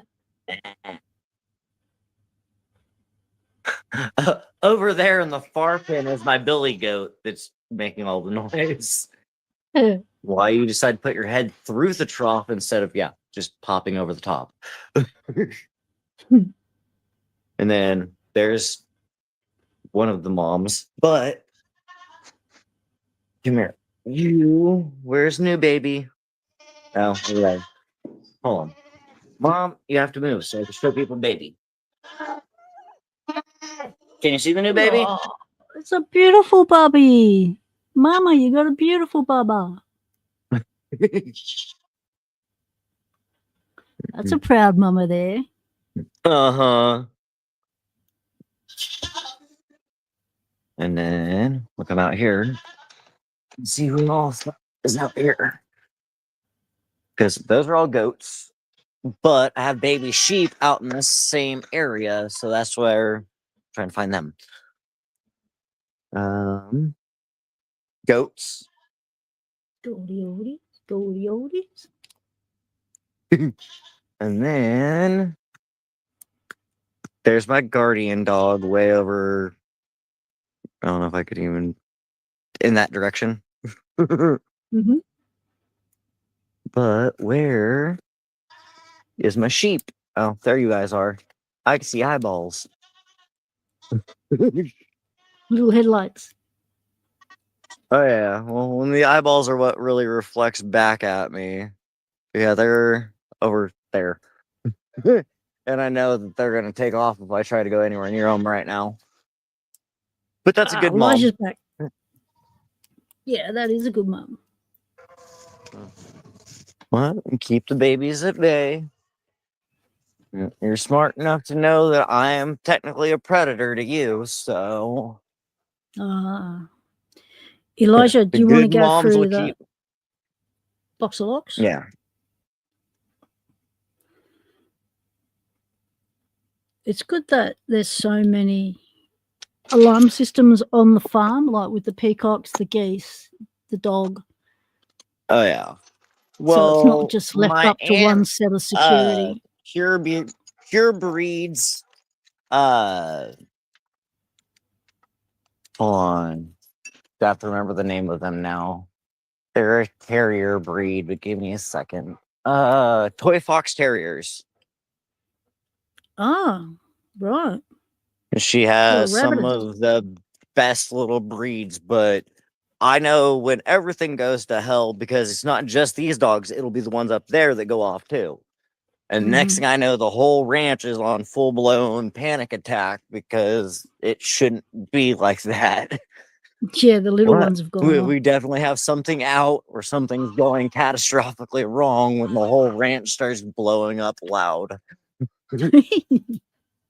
Well, one of the last times it was my bull had escaped its pen, and that was not great. Oh, not easy to get one of them back in. Well, he was wanting to be stubborn, and he wanted to go see all the rest of the cows and whatnot. And he was like, guess what I'm going to do? I'm going to push my way through this fence and then look at you like, what are you going to do about it? And I'm going to do not a damn thing because you outweigh me by a whole lot. It's like, yeah, just need cooperation. I'm going to ask you really nicely to get back in your pen, please. Yeah. Oh, crash bang. That's not good. But more or less, I had to go check because the alarm system started going off again. And I'm like, after. Yeah. Delbert's gone frozen. We'll see if he unfreezes. Let's get this set up. We're going to go through the locks that are in the winner's box, so that, whoa, don't fall down, so that Elijah can choose his winnings. Boy.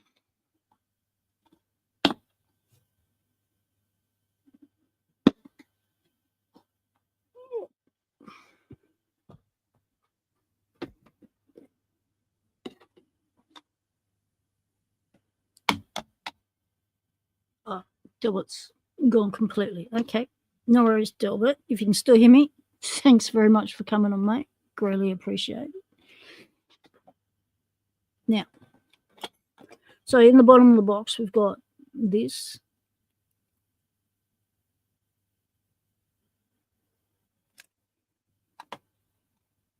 This. I guess.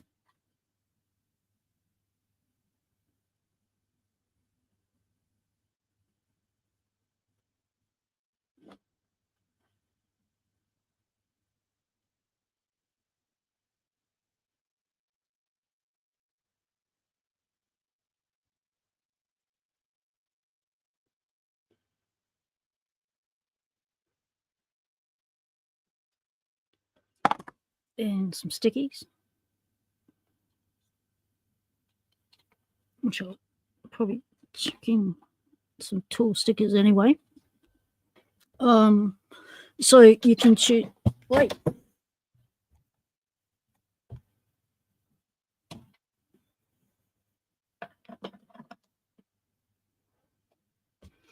So you can, since you're my first winner out of the box, so you can choose from one of these.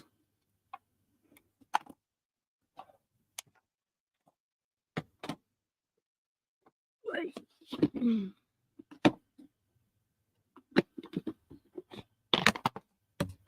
And thank you to John Doe for donating these to give away on Locksport Hangout. So we got the little Yale street lock. What is it? Thingo lock. We've got the mono Yale, the 12480.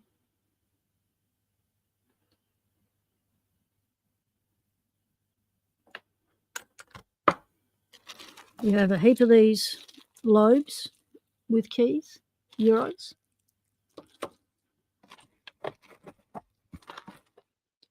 We've got the Titan.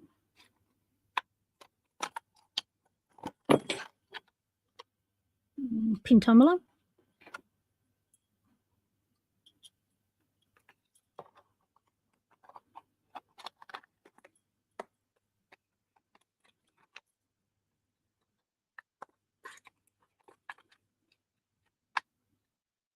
Wait.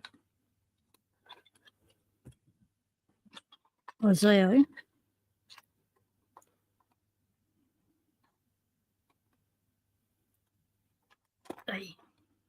A brassy pin tumbler. LZ.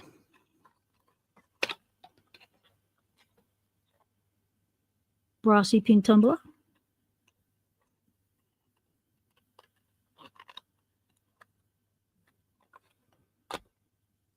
It's easier for me to just open the locks up and show them to you than read what's on the boxes, because this headache isn't allowing me to read. It's Brady. Lockout, tag out lock. 7140.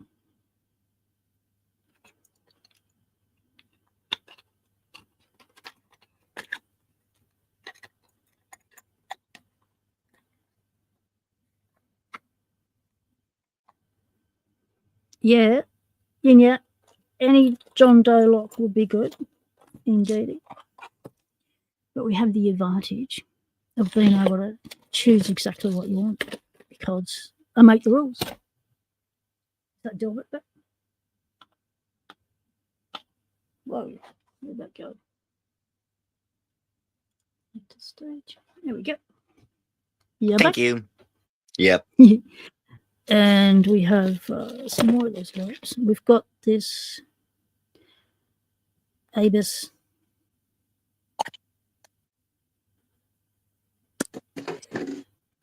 Looks sort of kiwi. Don't know what kiwi that one is. It's a nasty pasty. Come on. All It's not right. That the, is definitely an interesting looking kiwi. Yeah, I think it might be the Abus kiwi, but it's hard to tell the writing. Might not be. It's a little snap offy. These are all the loads. We got this thing that's. So I was trying to figure this out. It's cheaper for me to send things to Australia, or for you to get, or for me to get them from Australia. Neither. It's going to cost Neither. a shitload either way. Yep. Damn. Okay. Yep. Well, I know the currency exchange is essentially different. That's why I didn't know if it. So for us to send overseas, and it's going to go up because of the currency thing. I reckon Australia Post will whack these with up. our fucking tariffs that we just did because we're stupid. Yeah. So with Aussie Post, up to 500 grams, which is basically one lock. Yep, pretty much what I sent out today. Yeah, cost me about $10.10 to send a lock from here to Michigan, or so that's wherever more Brunswick than. is. So it cost us $27+ to send under 500 grams, and then so that so that just seems outrageous. Yeah. So anything over that, then we're paying. The next lot up is up to 1 kilo, so that is 2 or more locks. That's boom, that's a big jump, $60-something. And then the next one up is up to the next one up is $120. Our And Locksport community is going to make our 200. own postal delivery service just for transporting locks. So that would be so good. Like if we all did a mass deal with Pyro or something. So that's an Abus XPI. I'm pretty sure that says. But I know we have to have enough, XPI. amateur pilots and stuff in our lockpicking group that that could just airdrop them out. Well, I'm hoping that it's my package I've been Chris waiting will work a month out for. I'm hoping Chris Capone will work out his drone and then do airdrops for us all. That would be awesome. Drone drop. Because my small drone, I can even type in like just GPS coordinates, and my drone will leave here and go run its thing and then fly back. So I can have a whole video of, I don't even know why my drone took off or where it's going or how it gets there or what it sees. But when it flies back, it'll report to me and give me the whole video of what it saw while it was going. And I'm like, that's kind of cool. That's my kind of armchair filming, mate. So that's an XPI Abus in a long beastie. That's like. Well, out here on the ranch, I had lost one of my pieces of livestock to a predator, and I didn't know if it was a fox, a coyote, or what. So we have a trapper that we called to come out and find it, right? Well, he walked the perimeter a couple times, and then one of the next times he comes out here, he goes, I don't feel like walking. And I'm like, okay. So he pulls his drone out of his backpack and sends it up in the sky and runs the perimeter with that in thermal. So he goes, I could see any and everything that would be out there if I wanted to. I just don't feel like firing up the little side-by-side and going out across the perimeter when I can just fly Oh, out yeah. there and see it quicker. Yeah, drones are a great assistance on the farm now. So this is just a standard Avis pin tumbler Euro. This one is, it's got a RAM on it. Okay, so this is a, got a shitload of numbers. It's a 18252. Yeah, DN18522 and then EN1303. And it just has a RAM, it says 2x6J. Well, what's the keying look like, or what's the actual key itself look like? The wording on it, or your bidding? Sorry. All right. So this is a it's a mystery one, Elijah, mate. The key ain't coming out, so it's a little bit of a project. Right. I was like, is it dimple? Is it just a standard? I'm like, I don't know. It's a pin I had tumbler. curiosity that wanted to kill the cat. Dimple. Hang on, I'm trying to pull it out the wrong way. Trying to pull it out like a pin tumbler. Good question, Delbert. It's a bloody dimple lock. Look at that. I was just saying the key looked dimpley. That's what I was like. There we go. Did it? Oh, this looks gnarly as. That looks like a fun lock for sure. That's what I was like, ooh, that looks like it could be fun. Oh yeah, that definitely is gnarly looking.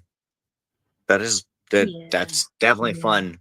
So yeah, don't know what you got in there, but good luck if you choose that one. Dean, you need that one. If not, I'll talk to you later. I wouldn't mind trying my hand at that one. That's a half Euro roto snap off.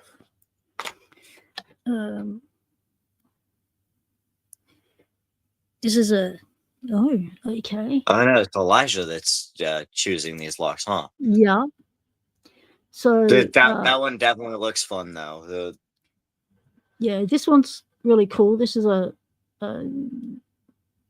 proper half Euro, and look at this one, Elijah. It's a dimple lock. Don't know if you not dimple. Just a tainer. Don't know if you're into those. And it says it's hard. It's an alloy hard. I was gonna say I think it's an alloy, right? Yeah, alloy hard. So it's definitely a hardened or not a hardened shackle, but hardened steel. It's professing that it's a hard lock to pick. It's calling it out. This is a multi-lock. I don't know if this is a pinning pin, but it is a dimple. So not sure. And the last choice would be a Avis snap off.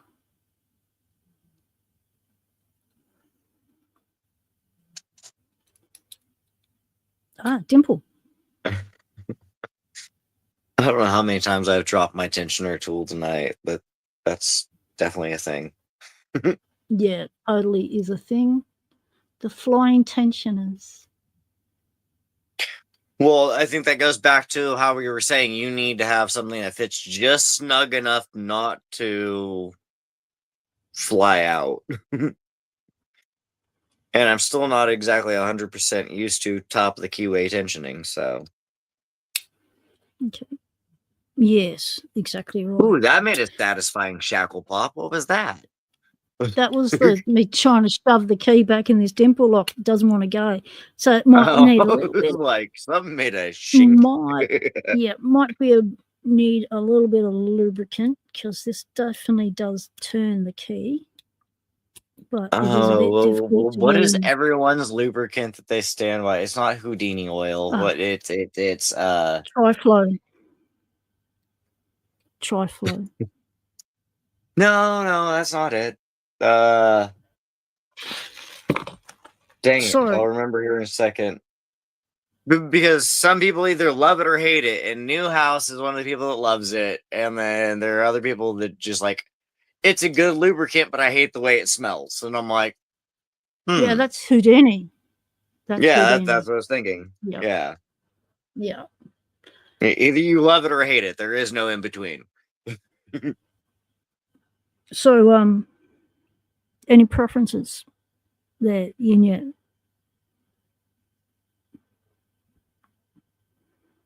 You can choose two locks. Flying tensioner. And one of those card things if you want one of those card things. I got the flying tensioners. Yeah, It's like an acrobat sport, but not. I know. It sounds like a a Locksport band. The flying. You know, I get good enough at picking locks. I might try this on a unicycle. That'd be yeah, that'd work. What? Hey, if it gets views, that's all that matters. You only want the views. I just want 50 people to follow me so I can do other things. Yes, if you're not already. So I get to live vicariously through your guys' lives. So I'm glad that you guys have me on. Well, you want to Because start. I literally have a slack line, like for walking tightrope, that I'm getting ready to sell because I don't have the space for it anymore.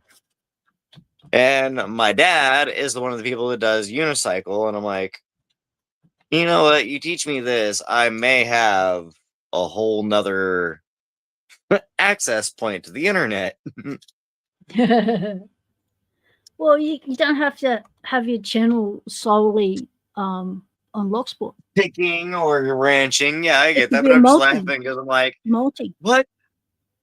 That would be my first challenge. What? All right. So for my first challenge, I want one of y'all to ride a unicycle while picking one of your first lockers. And we're all gonna go. Yeah, too old for that, mate. Myself and pick stuff behind my back, but y'all can't learn how to ride a unicycle. Yeah, half of us would go, mate. Would have done that in my 20s. But yeah, not in the 50s or 60s or 70s. Early 30s, yeah. I'm like, this doesn't seem like that hard of a thing to do. My dad's 50-something and can still hop on his unicycle. He just did it today just to prove a point. I'm like, oh, shit. So, Elijah, the Abus XPI, the big long Euro. Elijah, if I had a choice out of the ones, I would definitely take that dimple lock from earlier. It has some interesting bidding for sure.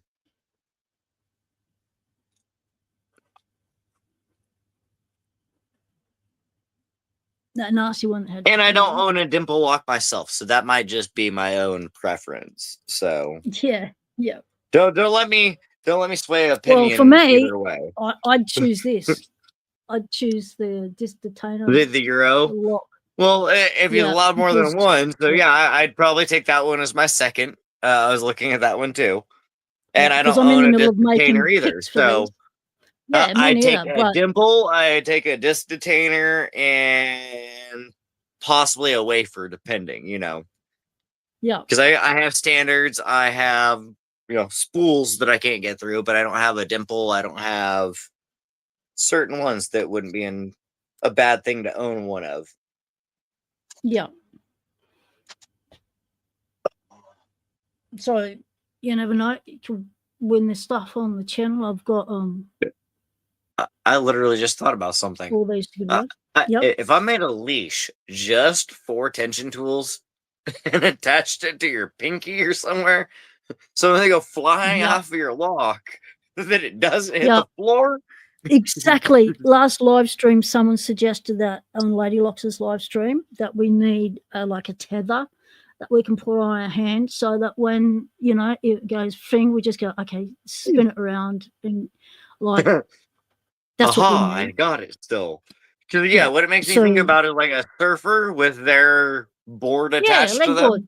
Yeah. What? I still got it. Comes back to I may not be attached to it anymore. I may be half drowned, but I've got my board. Exactly. I got something to float on while I try to get the water out of my lungs.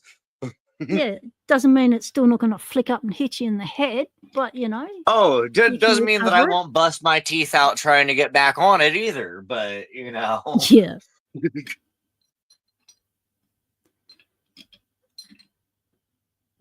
Elijah, do you just want this one, mate, or do you want another one? Do you want any of those? What do you call them? Any of those, the card thing, the little pick thing? I'll throw in the stickers anyway.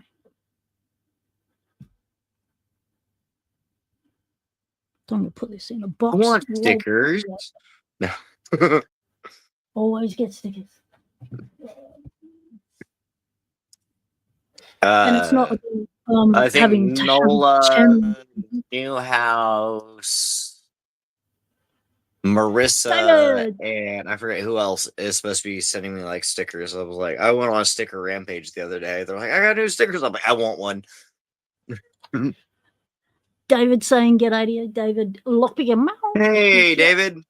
See, like I said, I could see just the blip in the bottom left-hand corner, and it doesn't stay long.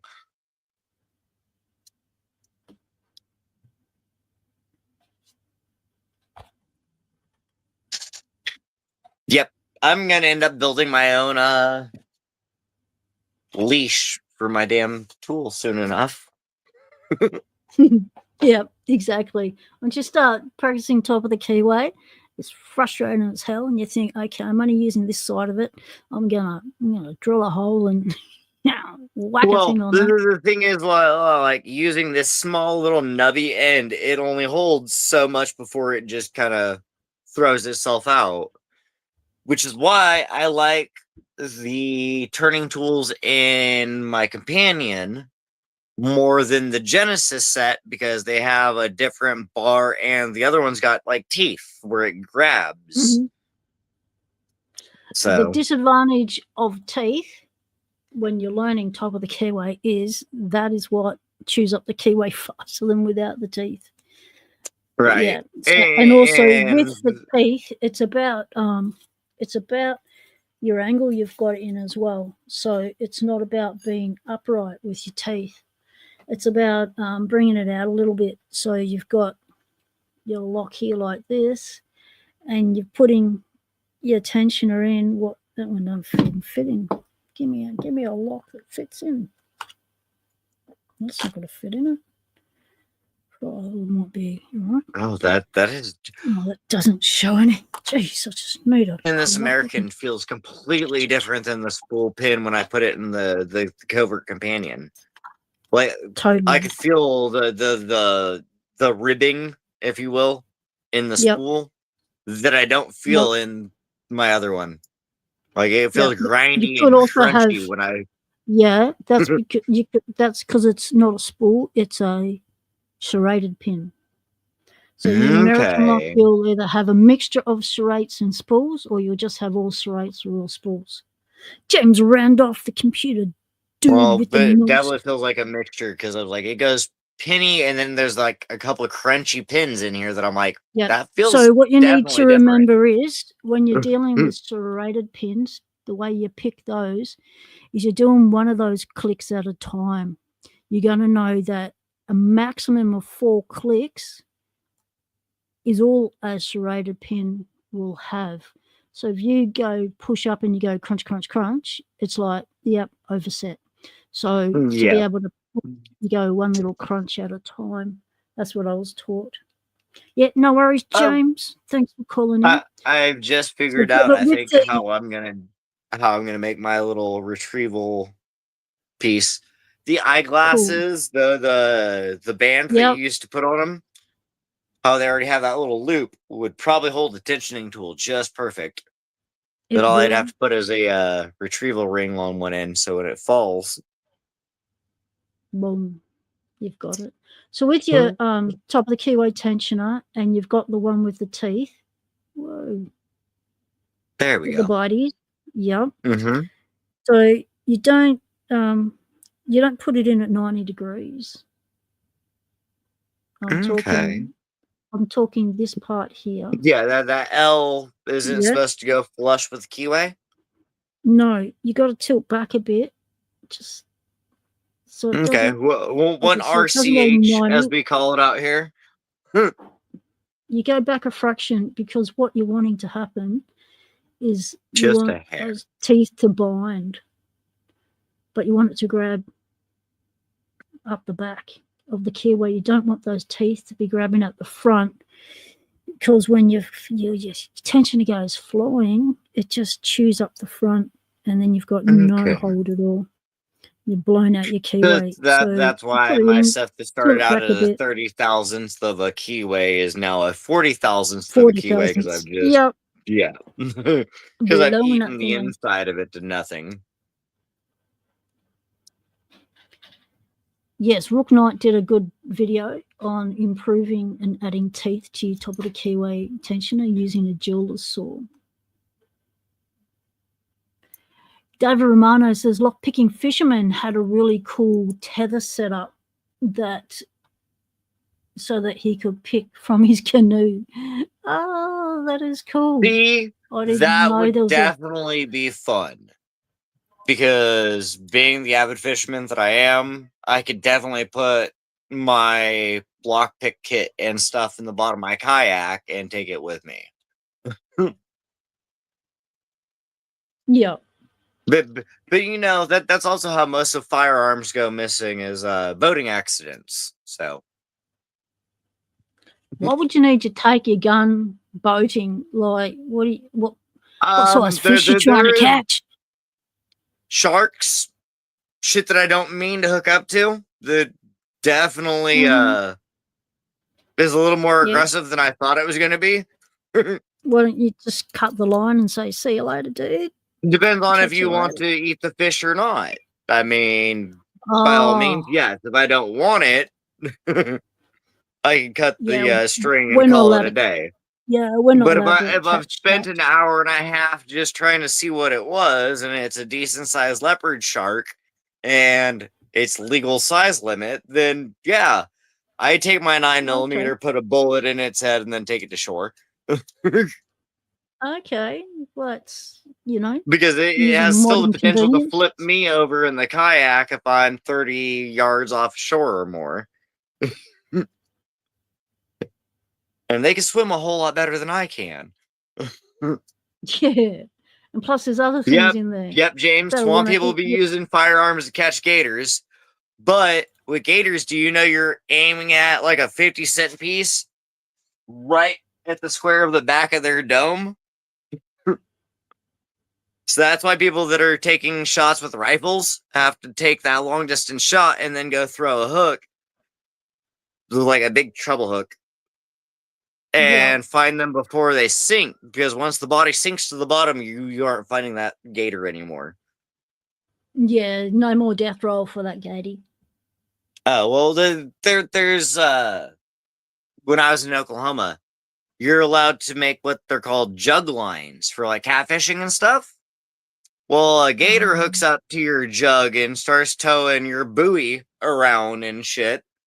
You don't know what's attached to the other end of your jug. You just start pulling it up and find out real quick that, oh no, you didn't want that.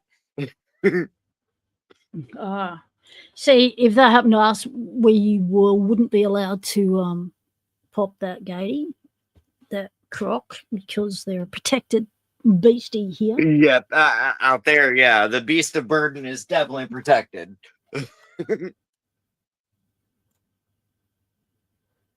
But out here, I'd be looking at it as a nice pair of boots. Couple wallets. Heck, it make one hell of a pick case. So just to confirm, Elijah, so this big longy is all you want out of all those locks and those other things? You just want that one?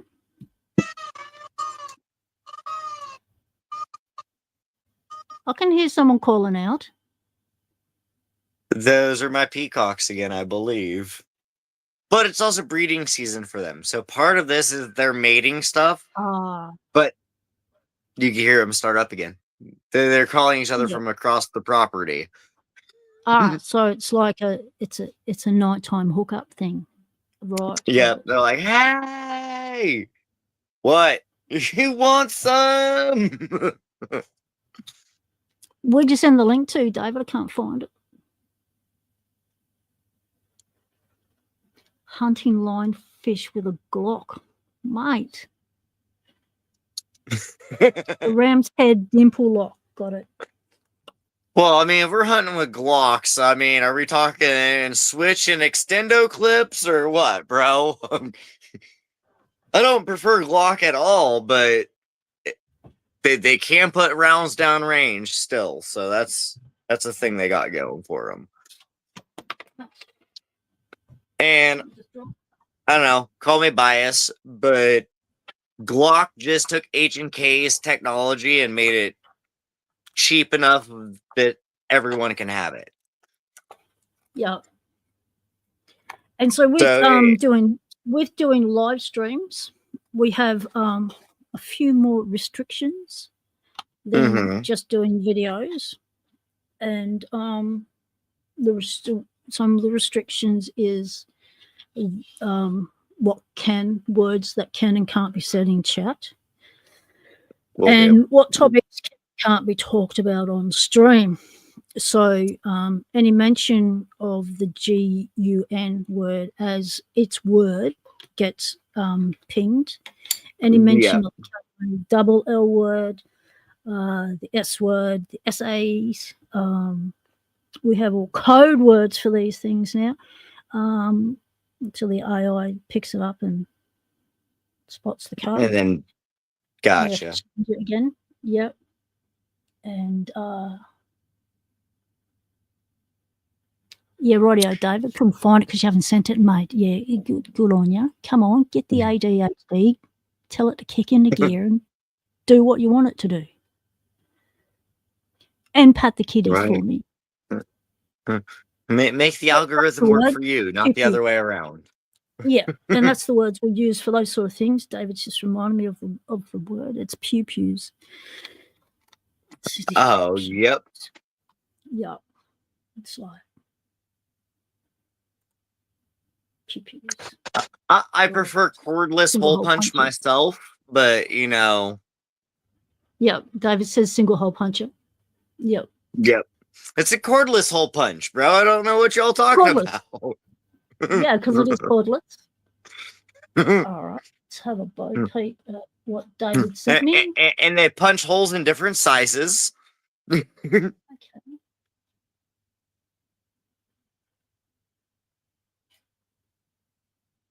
My mom's hole punch is preferably a 357, so needless to say, I grew up with hole punches of all different shapes and sizes, being a farm boy. My first black eye was a 6mm pew-pew, and that one was fun. Thing kicked like a mule and blacked my eye all in the same round. Bonus. James says we use pizza to discuss certain bad things. Think kid pizza. Yeah, pizza. Yes. Yeah, if it's the file that I'm thinking it's under, we just take care of those. David says powder actuated hole punch. Exactly. Yes, puppy. See, the reason you can't find a decent anvil for forging is we do stupid stuff, like me and my group of friends, which is called anvil launching, and that's a thing. That's a thing. But when you put a big dent in the bottom of your anvil, you can't really use it anymore, or you crack one. Ooh. That's So the powder in your cordless hole punch, we used to put them underneath the anvil and send an anvil about 80 foot in the air. Yeah. And it was just a fun thing to do, as long as you put it at an angle where it threw it away from you and not up in the air. But yeah, people are like, why can't I find a good anvil? I'm like, because we broke probably half a dozen today. Broke the good ones. Broke the good ones. Yeah. Oh, well, you don't want to use a bad one for throwing an anvil because they'll just explode or do stuff that shouldn't happen. Cause you an injury.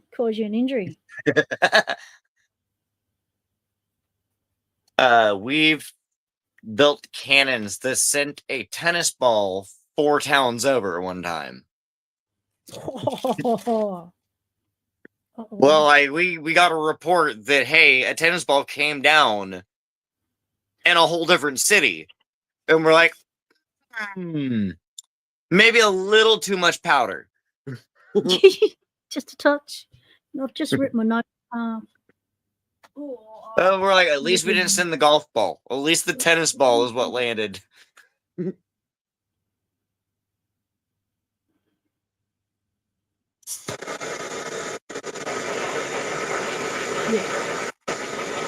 Alright. Can go there. But I definitely grew up in an age where we would build spud potato cannons, if you will. And those were a thing. James has seen an anvil getting launched. Cool. All right, Delbert, I'm going to have to say goodbye. So, all right. Well, good night, and thank you for having me on. Yeah. Okay, I'll take you off screen and say goodbye to the chat. Thanks very much for using us as your guinea pig for the live stream practice, and thanks very much for showing us all around your farm.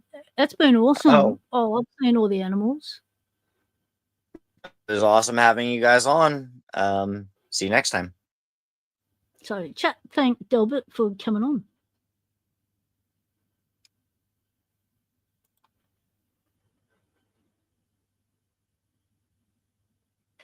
Yeah, well done, Delbert. It's not easy doing live streaming and buttons and learning that sort of stuff. Good idea to piggyback. So, Elijah, I've got your box made up, mate. That's ready to go. And we'll put them back in a minute. Okay, we're up to that. What I was going to tell you something, but I've forgotten it, so I'm not surprised. The headache's getting worse. So I think I've reached my physical limit today.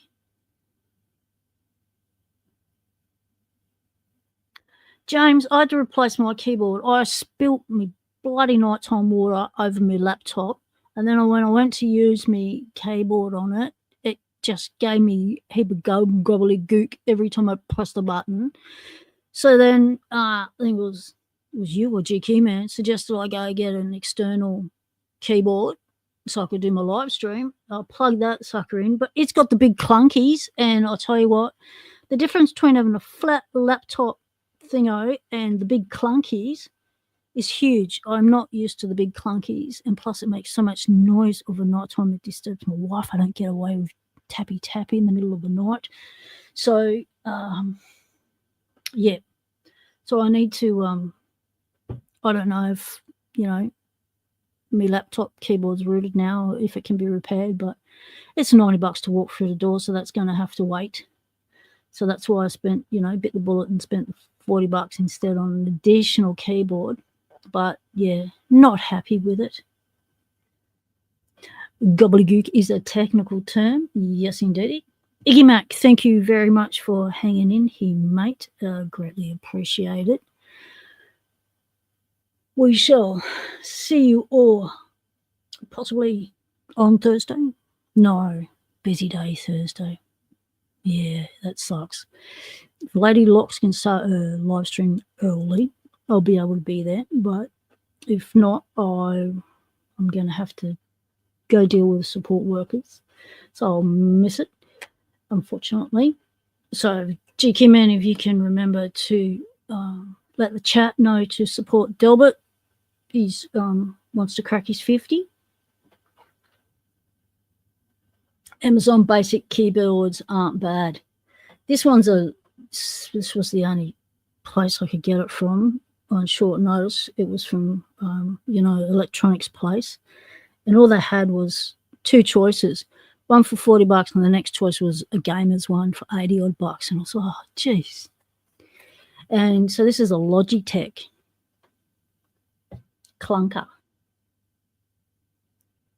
Right, David, take it easy. Thanks, James. Thanks, Iggy Max. Thanks, Nick's Picks. Thanks, Yin Yet. Thanks, Delbert, for coming on. Thanks, Elijah. James. Who else has been in here? Nick. Who else was game enough to chat? Dean was here. Yeah, Dean P. All right. Well, thanks very much, David. Appreciate you doing that, helping the young lad out. All right, we'll catch us all next Tuesday. If not before, might see how the head's going. The neck nerve pain down the face, massive headache thing. See how that's going during the week, and we might be able to do a vertical. We'll see how we go. All right, everyone. Stay legal. Temptation is everywhere.